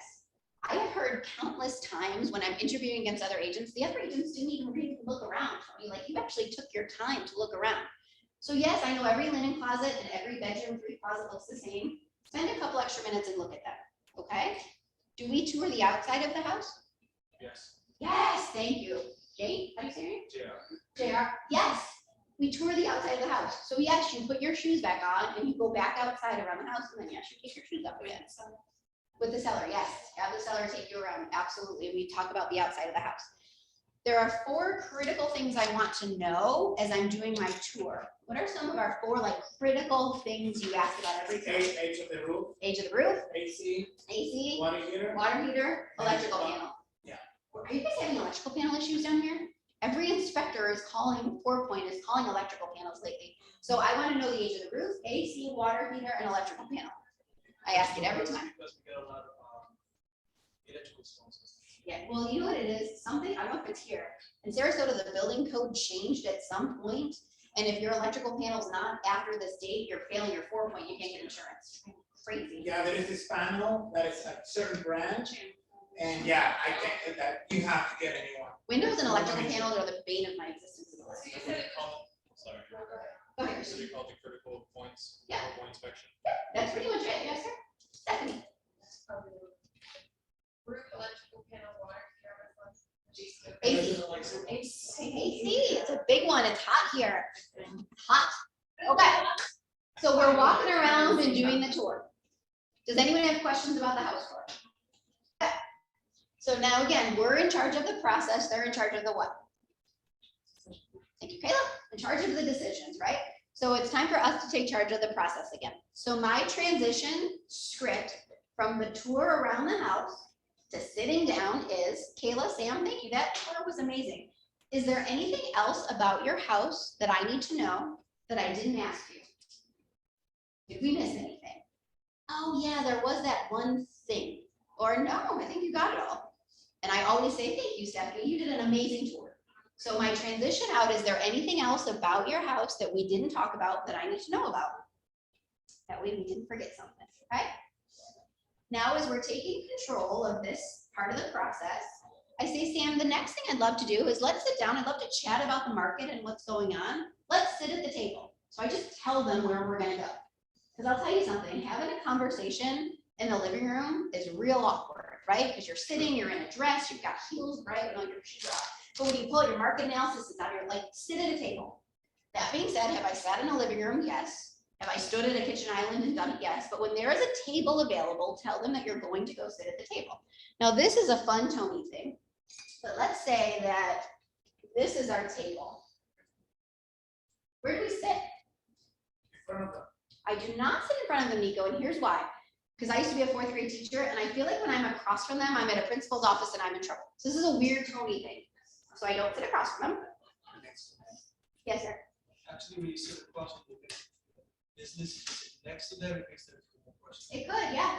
I don't also sit between them because then you're like, see, I do. So you sit on top of the table and then you sit right next to you. I don't sit at the head of the table because it's not my table. I know, this is such a weird Toni thing. I sit here and they sit here and here.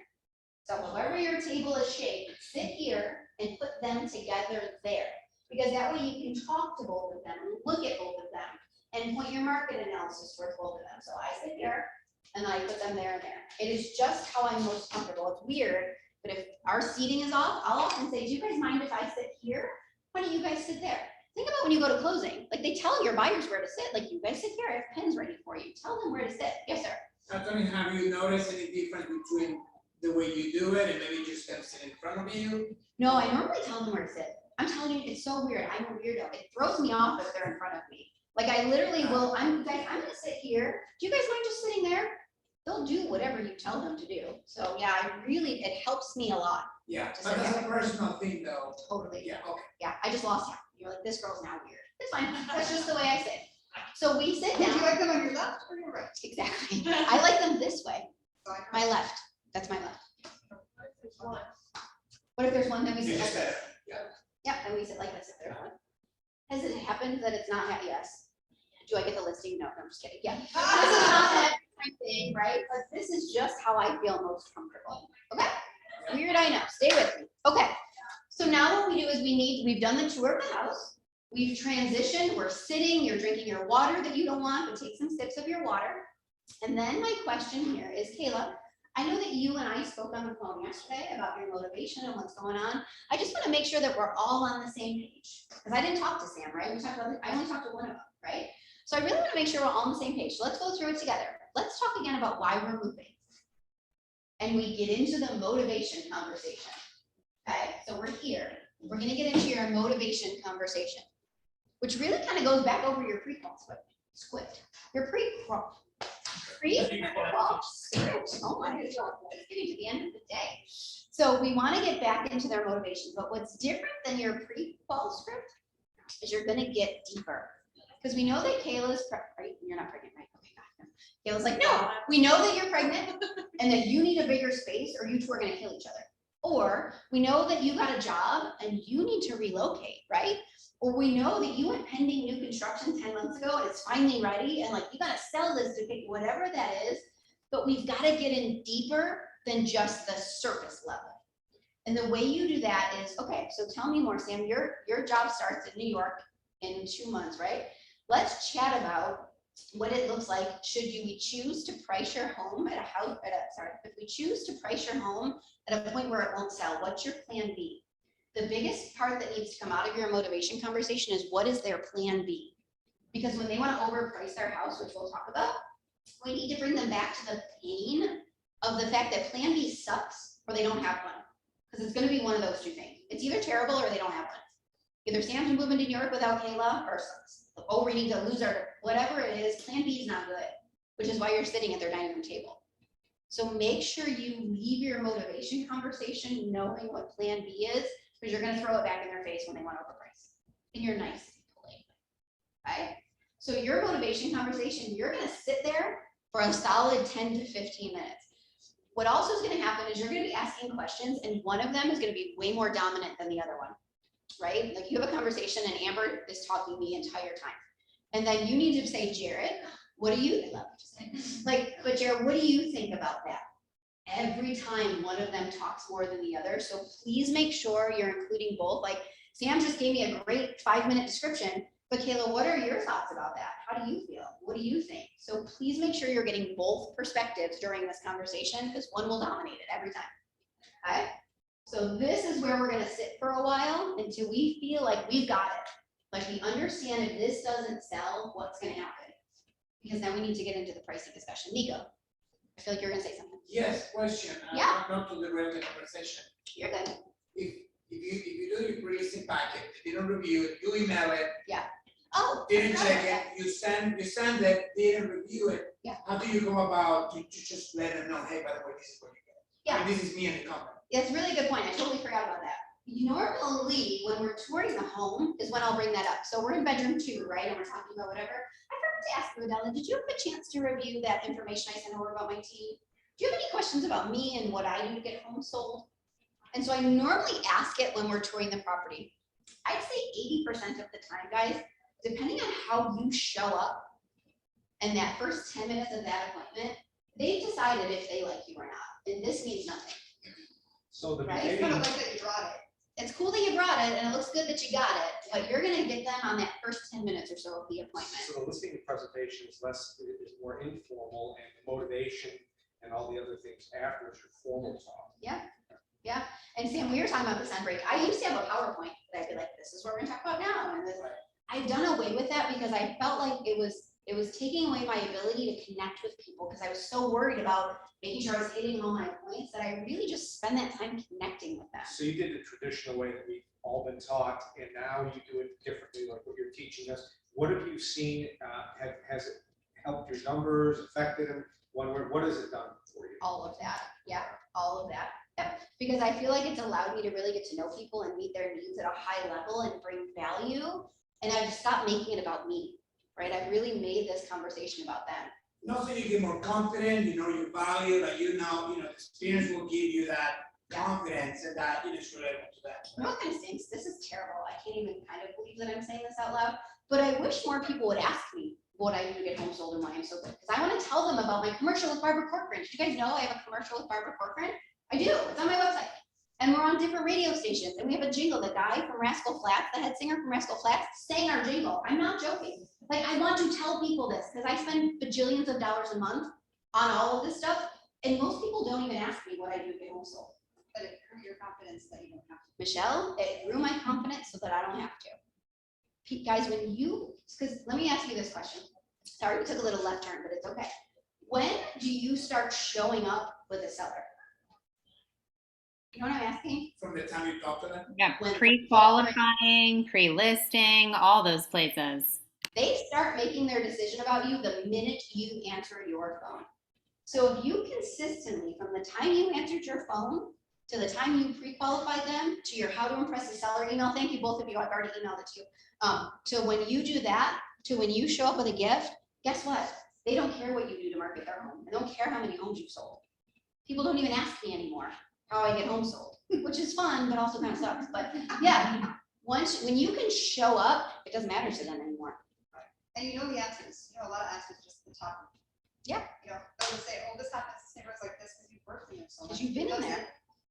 Well, here's the thing, if you have not sold 234 houses last year, do your research and spend the time so you can walk into that neighborhood like you did, right? Because I can walk this, sounds terrible again. I'm sorry. I don't mean this to sound bad, but I can walk into any neighborhood confident that I can sell their home, right? Toni of 8 years ago could not do that. So Toni researched her butt off. So she sounded like she could. So it just depends kind of on where you're at. When you walk in there confident in your value, they're not going to nitpick what you do and how you do it. They're just going to trust you. So I know that was a really good question. I normally ask as we're touring, did you have any questions about me or what I do to get home sold? No, I'm good. Do you change it if you're with a C or something like that? Or it's the same presentation? It's not. She asked if I change like based on personality. High D's, you just go quicker. But no, I kind of am pretty steady in what happens. Yeah, pretty steady in what happens.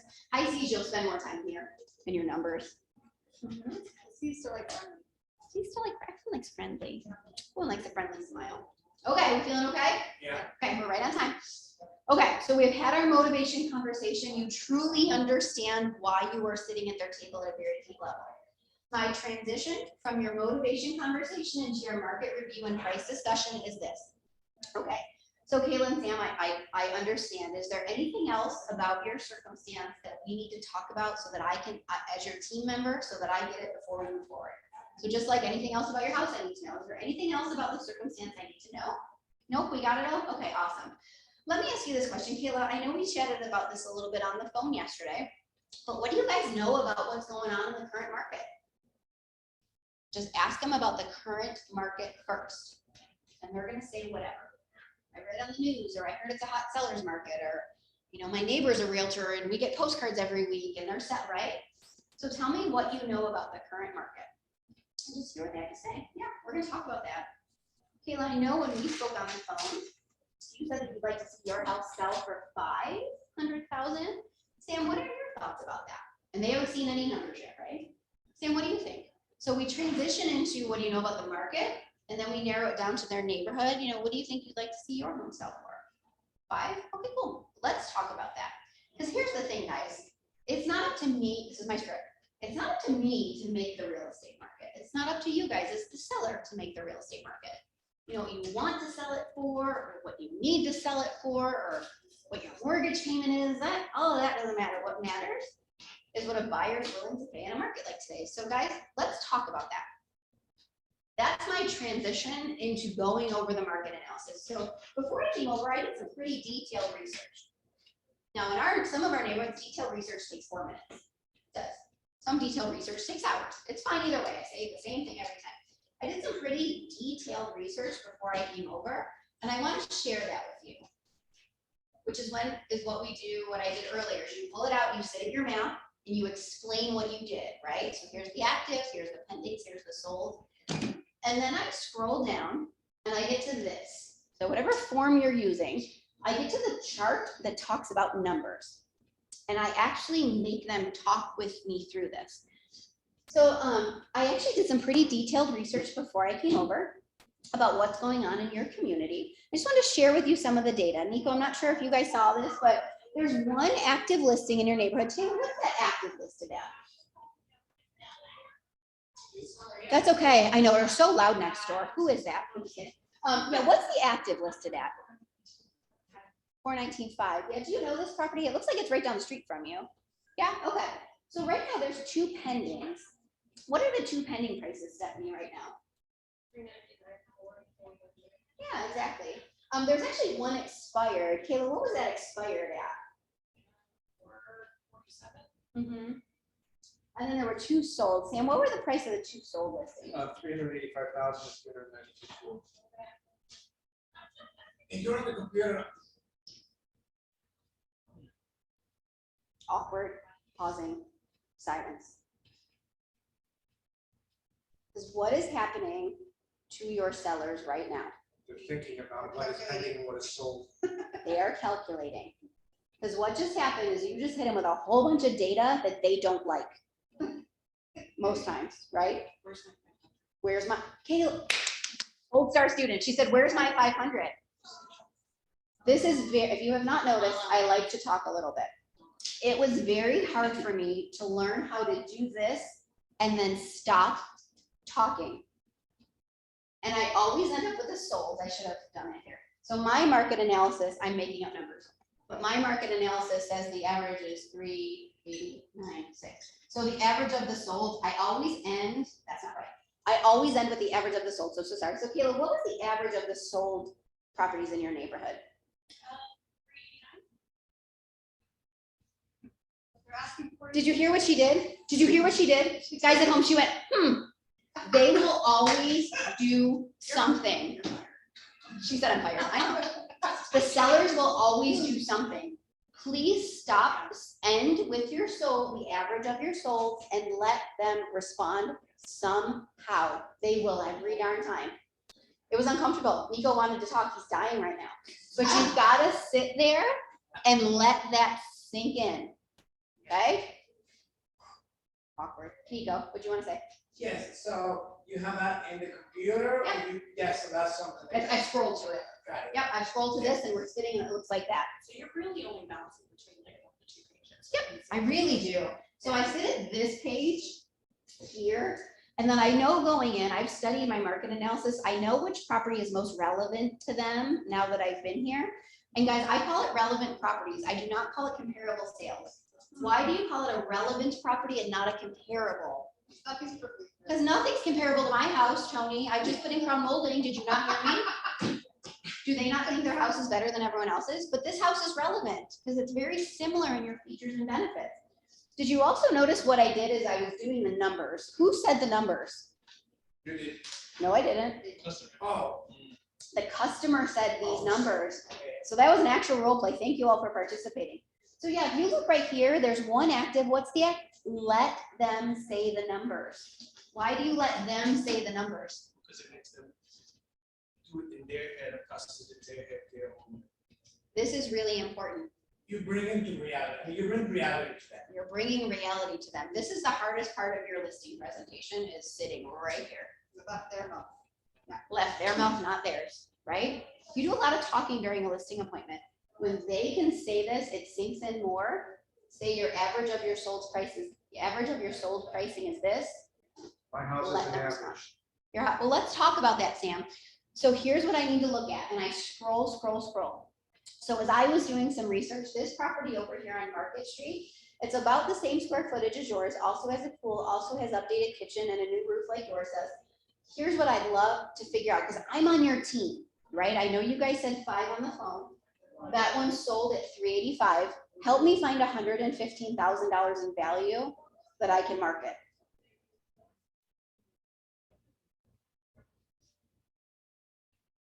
And then they'll sit there till they say something. Help me find, so that's what you do. You find the difference in wherever they want to be versus the data and tell them to tell me what is different about yours that's worth $115,000. Let's do it. I'm down. I'd love to sell it for 5, but let's figure it out together. Put the work on them to give you $115,000 in value. So let's talk about sellable versus value adding features. Because in Sam's head, he's like, well, I did just paint the interior and put up crown molding and my dining room light fixtures new from Lowe's. So they're like adding up in their head and they just put $6,000 into this property, right? And this is a script. Do you guys know the difference between a sellable feature and a value adding feature? I know. No, would you like me to tell you? Yes. So here's the difference between a sellable feature and a value adding feature. A sellable feature, guys, is everything you've done. I can tell you've put money and time and effort and love into this house. So everything that you've done is going to make it more sellable. The fact that you have freshly painted the interior and that the light fixtures are new and that you redid the landscaping, it's going to help us sell it. It's going to show really well. But the difference between that and a value adding feature is, let's say you had 200 square feet more than the most relevant property, or they had a carport and you have a garage, or they have a pool and you don't have a pool. Though like square footage, garages, pool, that adds value to your property. So that's the difference between sellable and value adding. You know, HGTV, it's my friend and my enemy at the same time. You know, but when you do those things, the reality in our market is it doesn't add to your price tag. It's going to help us sell it quicker and for more, quicker, but doesn't necessarily add that onto your bottom line. Does that make sense? So that's your script about sellable versus value adding features. I say it almost every time. I just got a pause. Thanks for that one. Good one, isn't it? Yeah, love that. You're welcome. Class over. No, I'm just kidding. Got 15 more minutes. Okay. So what's gonna happen here is you're gonna spend some time here, because now Sam and Kayla want to price at 500, and I'm gonna be like, guys, let's figure it out. Help me find $115,000 in value between this and yours, right? And you have this discussion until you come up with your list price. Now, would I take this house at 400 all day long? Like, I want to list this at 400. I do. What if they're like, we want to do 415 for in a market like today? Would I price it a little higher? Probably. But I'd go into my marketing works 100% of the time discussion. And if we're not pending after 5 minutes, we're going to reduce our price, right? So this one, I would want to price at 4. I'd probably go a little bit over. Here's my spiel about pricing as well. I changed my pricing strategy probably 5 or 6 years ago to price at 25 when you're not in luxury, so like up to 800. Price in $25,000 increments, because people are jumping onto Zillow and they're typing in, I want 3-bedroom, 2-bathroom, full home. The number one thing they're searching by is price brackets. And when you study what they're typing in there, they're typing from 375 to 400, or 4 to 450, or 4 to 475. So if you were to price at 399, you're literally missing hundreds of buyers. Because when we price your house at 400, I literally will find you hundreds of buyers at 400 is their maximum. What will also happen is they're going to type in all that same criteria. They're going to look for 3-2 pool home in a gated community. I'm also going to find you hundreds of buyers at 400 is their minimum. So our team does our best to price in $25,000 increments. It has made a world of difference to our exposure. But the other agent I interviewed yesterday said we should price it at 395, right? Well, that agent doesn't pay attention to how buyers are searching online, because they are not typing 9s into Zillow. They're typing in $25,000 increments. And that is accurate because we spend a lot of time with Zillow. So 785 versus 799. Do not do 799. So 785. If they want to go 799, go to 8. Literally go to 8. It's the cycle. You're not selling an ice work for Calvin. Like, I'm not selling a pair of jeans that they need to be $59.95. We're talking about exposure. People will literally, their minimum and their maximum will be 800,000. So you'll find them full sets of buyers. Guys, really change the way you're thinking about pricing properties. And have I priced house at 415? Yes. Will I ever put a 9 in my pricing? Unless it's 900,000, no. Because you'll limit the amount of people finding it. Because we track how many people look at our listing. When we switched, about quadrupled the number of people looking at our listings online. So please think about your pricing strategies. 4 to 425, 25 to 50, 50, 75, 75 to 100. We do everything to price at 400, 425, 450, 475, or 5. We do everything we can to be at one of the, up until about 800, and then luxury changes everything. Yeah. Helpful? Yes. Okay. Let's talk about our launching system. Do you guys feel comfortable with our pricing strategy? Yes. One of two things is going to happen. Either we're going to figure it out and we're going to figure out a pricing that they and I are comfortable with, or they're still going to want to price at 500 and I'm not doing it. I'm not the right agent for you, because we really put a lot into our launching listings, and I can't have a listing that's overpriced that much. And you'll figure that out. You probably spend a good 10 to 15 minutes in this part of the conversation, right? Until you figure it out. Okay.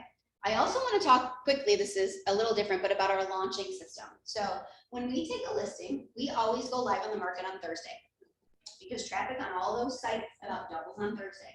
So what we've been doing the last year and a half is we go live with almost every listing on a Thursday.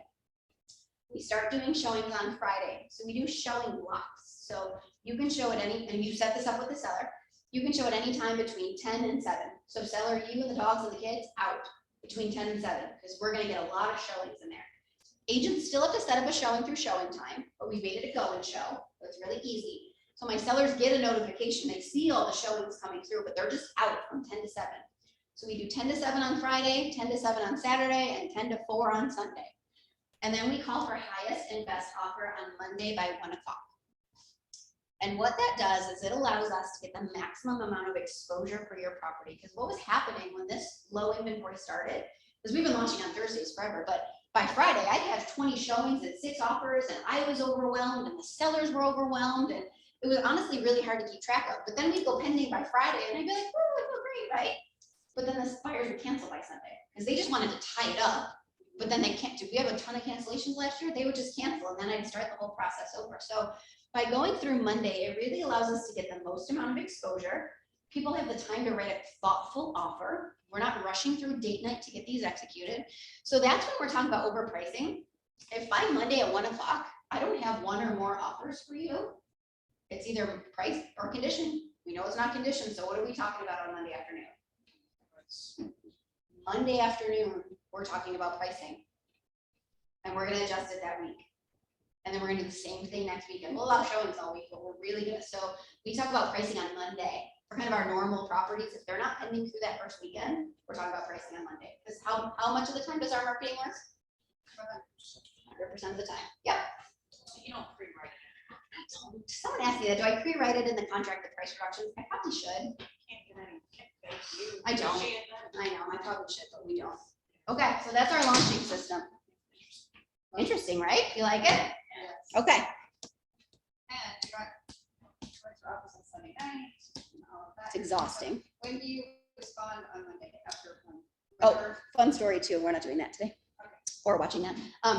So when I first started this, I forgot to time block any time on Monday to review offers and talk to my sellers. And so, yeah, I know time block like an hour or two on Mondays to do that because I set myself listing appointments all day long. It was like 7 o'clock on Monday night. So I have a time block every Monday in my schedule, depending on how many listings have launched on Thursday to review. And I set a time with my sellers. Michelle, we're gonna connect on Monday at 2:30. And I've got a multiple offer spreadsheet that we plug it all into so we can see everything. So yeah, I time block for it now. Yes, sir. What I've been doing, I don't, do you do this, when I start getting offers in, because I do exactly what you've been doing, I just started a few months ago, and it was miserable the last year and a half. I'm like, why is this so great? I mean, you can't do anything with your business, and I really, a few months back, started doing it, it's paid off. Do you send, let's say you start getting immediate offers, I just forward them right off, and I said, we'll talk about this on Monday. I don't. You don't? So I tell my seller that up front. So Stephanie, we can do it one of two ways. I can send you a reoffer that comes in. What I'd rather do, which my sellers have found successful, is that I batch them all together and we talk about it on Monday. Because what's going to happen, this is selfish. Please don't tell anyone I'm telling you this. They're going to bug me all damn weekend long. Like, well, Toni, I read line 184 of this offer you said. I don't want to talk to them about it till Monday. I'm busy doing my job, which is selling your listing, talking to agents. I want to talk to you this weekend. Let me talk to other agents. So when you send them ahead of time, they want to start to go, well, maybe we should. I get permission, but I wait. Are we allowed to do that? I wait until Monday and we do it all at once. As long as they say yes. Yeah. Like, I hold the offers. Do it all the time. And make it not doubles, not water, all our discussions. Well, guys, we also put that in all of our, because we also have something called a Realtor FAQ form, which we put in the attachments. It says how to write a strong offer for our seller. Did you get those? Cool. What did your seller want? So the attachments in the MLS, we have a sheet for every listing that goes through how to make it a winning offer. And we put right in there, the seller reserves the right to accept an offer at any time. Because Kayla, you got a hot buyer, that $1 million buyer, right? What happened with that one is they're like, they came in we launched on a Thursday. It came in on a Friday. They're like, you need to respond by Friday night or we're rescinding our offers. And I called my seller. I'm like, we got a $1 million cash buyer, no inspection period. We've got to respond in the next hour. What do you think? And he's like, heck yeah. Was everyone else mad that weekend that didn't have it? Yes, but it was my seller's choice. So we always reserve the right. What do you put that? We put it in Realtor remarks. And then we also put it on our Realtor FAQ form. Seller reserves the right to accept an offer at any point. Yes. So I'm not getting fussed at. Is there any way? Yeah, email me. Yep, email me. I'll share it with you. Are you sure? You want to go off on discussion? No, I was gonna share, I think you were asking to share the Realtor FAQ form. Oh, okay. Yeah. This is my 5-hour class.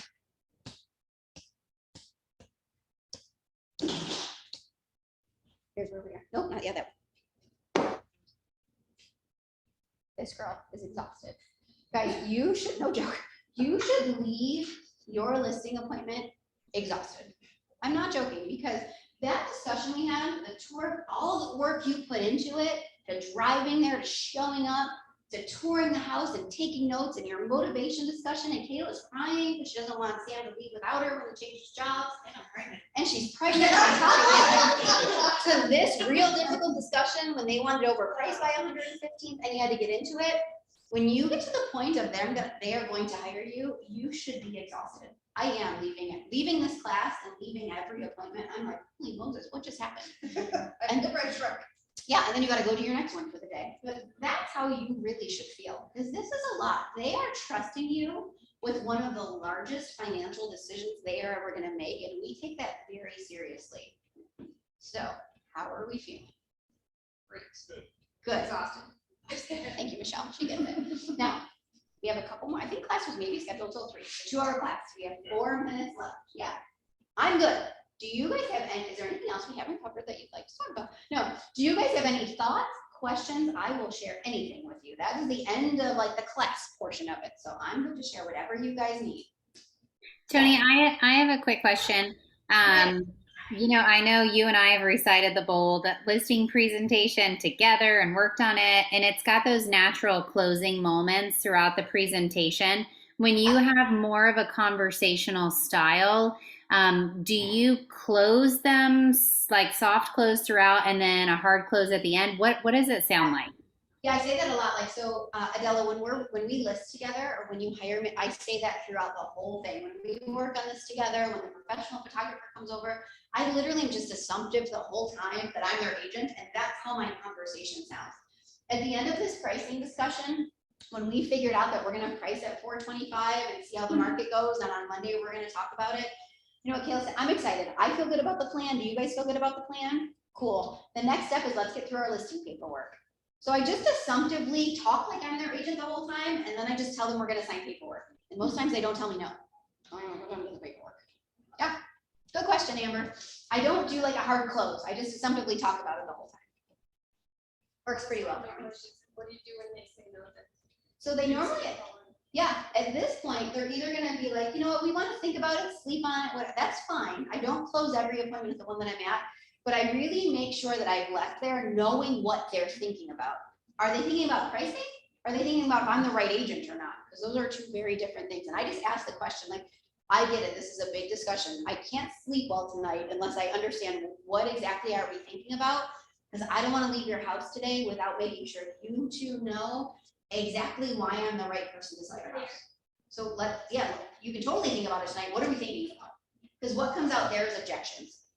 And guys, objections are just a question in the mind of your client. I don't even hear objections anymore. It's just a conversation to me. I love when they have objections because that means they're engaged in this conversation with me and they want to know more. So yeah, please ask me why the other agent would do it at 5% and throw all these, your brother's cousins in Realtor, you're gonna hire them even, you know, like give me these objections so we can continue to talk through it. So yeah, I don't sign every listing. Like yesterday I got a call, I went on the appointment last week, they wanted to think about it. I knew they really were thinking about the timing of it, and they called yesterday, I'm going tomorrow to sign paperwork. So I don't get everyone at the table. I'm exhausted anyway, I don't want to sign paperwork. I'm So- kidding. So when you have a client that extremely wants to list their house way over market, and they have to think about it, when is the right time to call them back? The next day. Okay, when they don't answer the phone. Oh, absolutely. I will. So our motto on our team is I will call you until you die or you tell me to die. Like I will literally follow up. I will call the handwritten card and then I will call the next day. I'll probably call and text if they don't answer me. And I'm about an every other day kind of. If I have sat in your dining room, I'm gonna follow up with you every other day until you tell me not to. Really? Yeah. Call, text, and email. Yes, I leave a voicemail every time. Yeah. Sam. So This transition from a traditional, that we learned at Bold and all these things, traditional listing presentation to what you do now. Is there some sort of a scripts or training or something, or did you create this? How long did it take you to transition as well? So my husband got real mad at me because we spent $5,000 to make like this fancy listing presentation class, the thing that I used for like 4 weeks, and I hated it. Like a whole PowerPoint. It's called a slide deck nowadays, and I didn't like it. So I've been doing it this way for probably like 7 years or so. I forgot where one time my laptop died because I had my whole slide deck up and my laptop died. I'm like, what do I do now? So I went back in Henry Romo style and I just talked to them, and it's just better for me. I'm not saying, guys, I'm not saying a slide deck is right or wrong or better or worse. It's just, it doesn't work for me. Sometimes that going through like actual is what you need. That's fantastic. It just doesn't kind of work with my presentation style. So yeah, and guys, keep in mind too, it's like selling a house is like playing in the Super Bowl. Like the stakes are real big. A football game, our football team doesn't just get together on Sunday morning of the Super Bowl and think, let's try it and see how it goes. Do they not practice every single day when the other team isn't on the field? Please don't be practicing with your clients, including answering phone calls. Like if you take a call or go on a listing appointment and you haven't practiced it, Our average commission is $12,000 in Sarasota. I'm not practicing with a $12,000 check on the line. So please make sure you're practicing together. We still role play every day on our team, every day, and I do too on our team. Did they answer your question? Yeah. Cool. What was that? Your actual listing presentation, you know what I mean? Yeah, well, that is it. Those 5 steps, that's it. That's the actual presentation. There's How nothing. long does it else. take you the second you ring the doorbell? I'm in an hour. Knock on the door. Knock on the door, say. No, He said, I how caught long? myself, you caught me, but I caught myself. I'm pretty clocked at an hour. You I'm know? pretty steady an hour. Yeah. Mhm. Even if they're, Even if they're a talker. Yeah. Yeah. you're done. And it's just more relational and like people want to be talked to as if they're humans, not like they're being sold something. So you coming in and doing what you're doing, you're just creating relationships with them. So of course they're gonna feel more comfortable with you over someone that's like, this is how great I am. You know, it's all about the Well, what's the thing they say? They don't care what you say as much as how you make them feel, right? When you can make someone feel heard and like you add value to what they're getting them to the finish line, that's what will stick with them. Yeah. All right. Any other questions from home? I can't see it. Kim Jones. Yeah, Kim. Hi, how are you? This was excellent. I would love to hear, I love all your scripts. I would love to hear a scripted discussion when a seller is asking you to cut your commission because they're saying this is a seller's market and nobody's paying 6% anymore. So I'd love to hear what your response is. Yeah, it is. I hear that. It is a seller's market, but here's the thing. My work has not changed or lessened in this market. My work has actually gotten more, quantity more, and more difficult actually. So my concern with another agent that's saying they'll cut their commission is all of the things we talk about, like they can't negotiate for their own money, how can they negotiate? All of those things stay the same. But here's the thing, Kim, my job has actually gotten more difficult in this market. Because think about it, before, my job would be to like, we get your property active and then we'd be on the market 3 or 4 weeks and I'd call you every week and we talk about updates. So my role really, and where you feel like you earned the money was in those 4 or 5 weeks between when we were active and when we went pending, right? And then we'd go pending after about 4 weeks or so and then we'd close. We had like a 2-month time frame together. And I think sometimes clients feel like, okay, they earned their money. We worked together for like 2 or 3 months, like they earned that, right? But what has happened now is my work is so much more on the front end, right? And we put so much more time, energy, effort, and money into the front end because we know when we launch a property, if we don't hit the market right in terms of our marketing strategy and our pricing strategy on Monday and we don't have any offers, that's not my goal, right? So just so much of my work is shifted to the front end. And keep in mind too, Kim, like where I really earn my professional fee, because marketing properties and showing it, that's fun for me. Where I really earn my professional fee is when we get offers in and I'm negotiating on your behalf and getting you the best terms and conditions as your single agent, and then keeping it through closing, right? Once you go pending with Zarghami Group, we've got an 82-point contract to close checklist. Now, keep in mind, you're involved in like 4 of those points, and we just do the rest for you. But my goal at the end of the day is to get you to closing with the most amount of money in your pocket, kind of regardless of what the professional fee is, right? So, and I'm 100% confident that by hiring me at the end of the day, you'll make more money than working with anyone else. And I've got over 600 5-star reviews and thousands of clients that can attest to that for you. Guys, too, I'm sorry, I can't talk about commission, so don't say that I said this, but we will not offer out less than 3% to a cooperating agent. I won't do it. My listing will never say less than 3% out to a buyer's agent. So if there's any time we cut the commission that's coming out of our pocket, I will not be one of those agents that offers out 2.5%. Have I cut my commission and lowered it? Absolutely, we have. For circumstances, for past, for whatever, absolutely. But I'm really strong about not, right? Because I bring that much value. Because you'll find, this also sounds horrible, but I don't get asked to cut my commission all that much anymore. I really don't, because when you get in there and build the amount of value that you do, when you have these types of conversations, they don't even ask anymore. You come from authority. They don't even ask me. I couldn't tell you the last time someone asked me to change my commission. They did a lot in the beginning, and I got really good at that conversation, so they don't even ask anymore. You can joke and say I could charge you 7, right? So. Yeah, always come down, but they won't come up. Yeah. I'll find her just to come down on the ads. Yeah, yeah. Can I just say something? Yeah, who was that? Hi, this is Susan. I'm from the medical profession as well, and I think it's really a real easy answer is, when's the last time you went in your doctor's office and asked them to cut their fees for you? Never. So, Here's the thing, I know on paper, I say this, I know on paper paying less in a professional fee makes sense. On paper with the math, that makes sense to me. But when you look at our exposure, our history, our experience, there's not an agent that's gonna be able to make you more money. I'm confident of that. You just say right off that no, and then you go through your reasons why. Okay. Yeah, I have done this. So when if I really want the listing guys and they're really pushing me on it, I will say, look, if someone from my real estate team from Zarghami Group brings the buyer, I'm happy to do that at 5%. I still give my buyer agent 3 and I take 2 because I'm the team owner and I don't think I really have a split. I think all my money goes into revenue for the team. So I will do that. And I feel like sometimes that's enough for them to feel like it's a win. So if someone from Zarghami Group brings the buyer, then we'll happily do that at 5%. No, okay, that's great. We don't offer that every time, but if they're really pushing me and I really want the listing, that's kind of my back pocket that I'll pull up. And you'll just pull up and not even take the listing if they have to do it for 5%. If you're not in love with it, Yeah. You'll just say, no, I won't do it. I'm just not the right agent for you. Absolutely. I feel like, Sam, it hurts my soul because I know that I can sell your house. And I know I can not only sell your house and get you top dollar, but make this process as smooth as possible because of our experience in this ever-changing market. But yeah, I'm just not a discounted agent, and I wish you the best of luck with one. Like a month ago, I walked away from a listing, and guess what? As of Monday, it's still active on the market. Yesterday, because I set it to do, and I follow up to check it. I can't call them now because they've listed with someone else, but I check it every Monday to see if it's gone pending, and it's still active. Why? And they overpriced it. They overpriced it, and it says offering up 2.5% minus $395, which also don't get me on my soapbox about that. So 2.5% minus $395, and it's still active.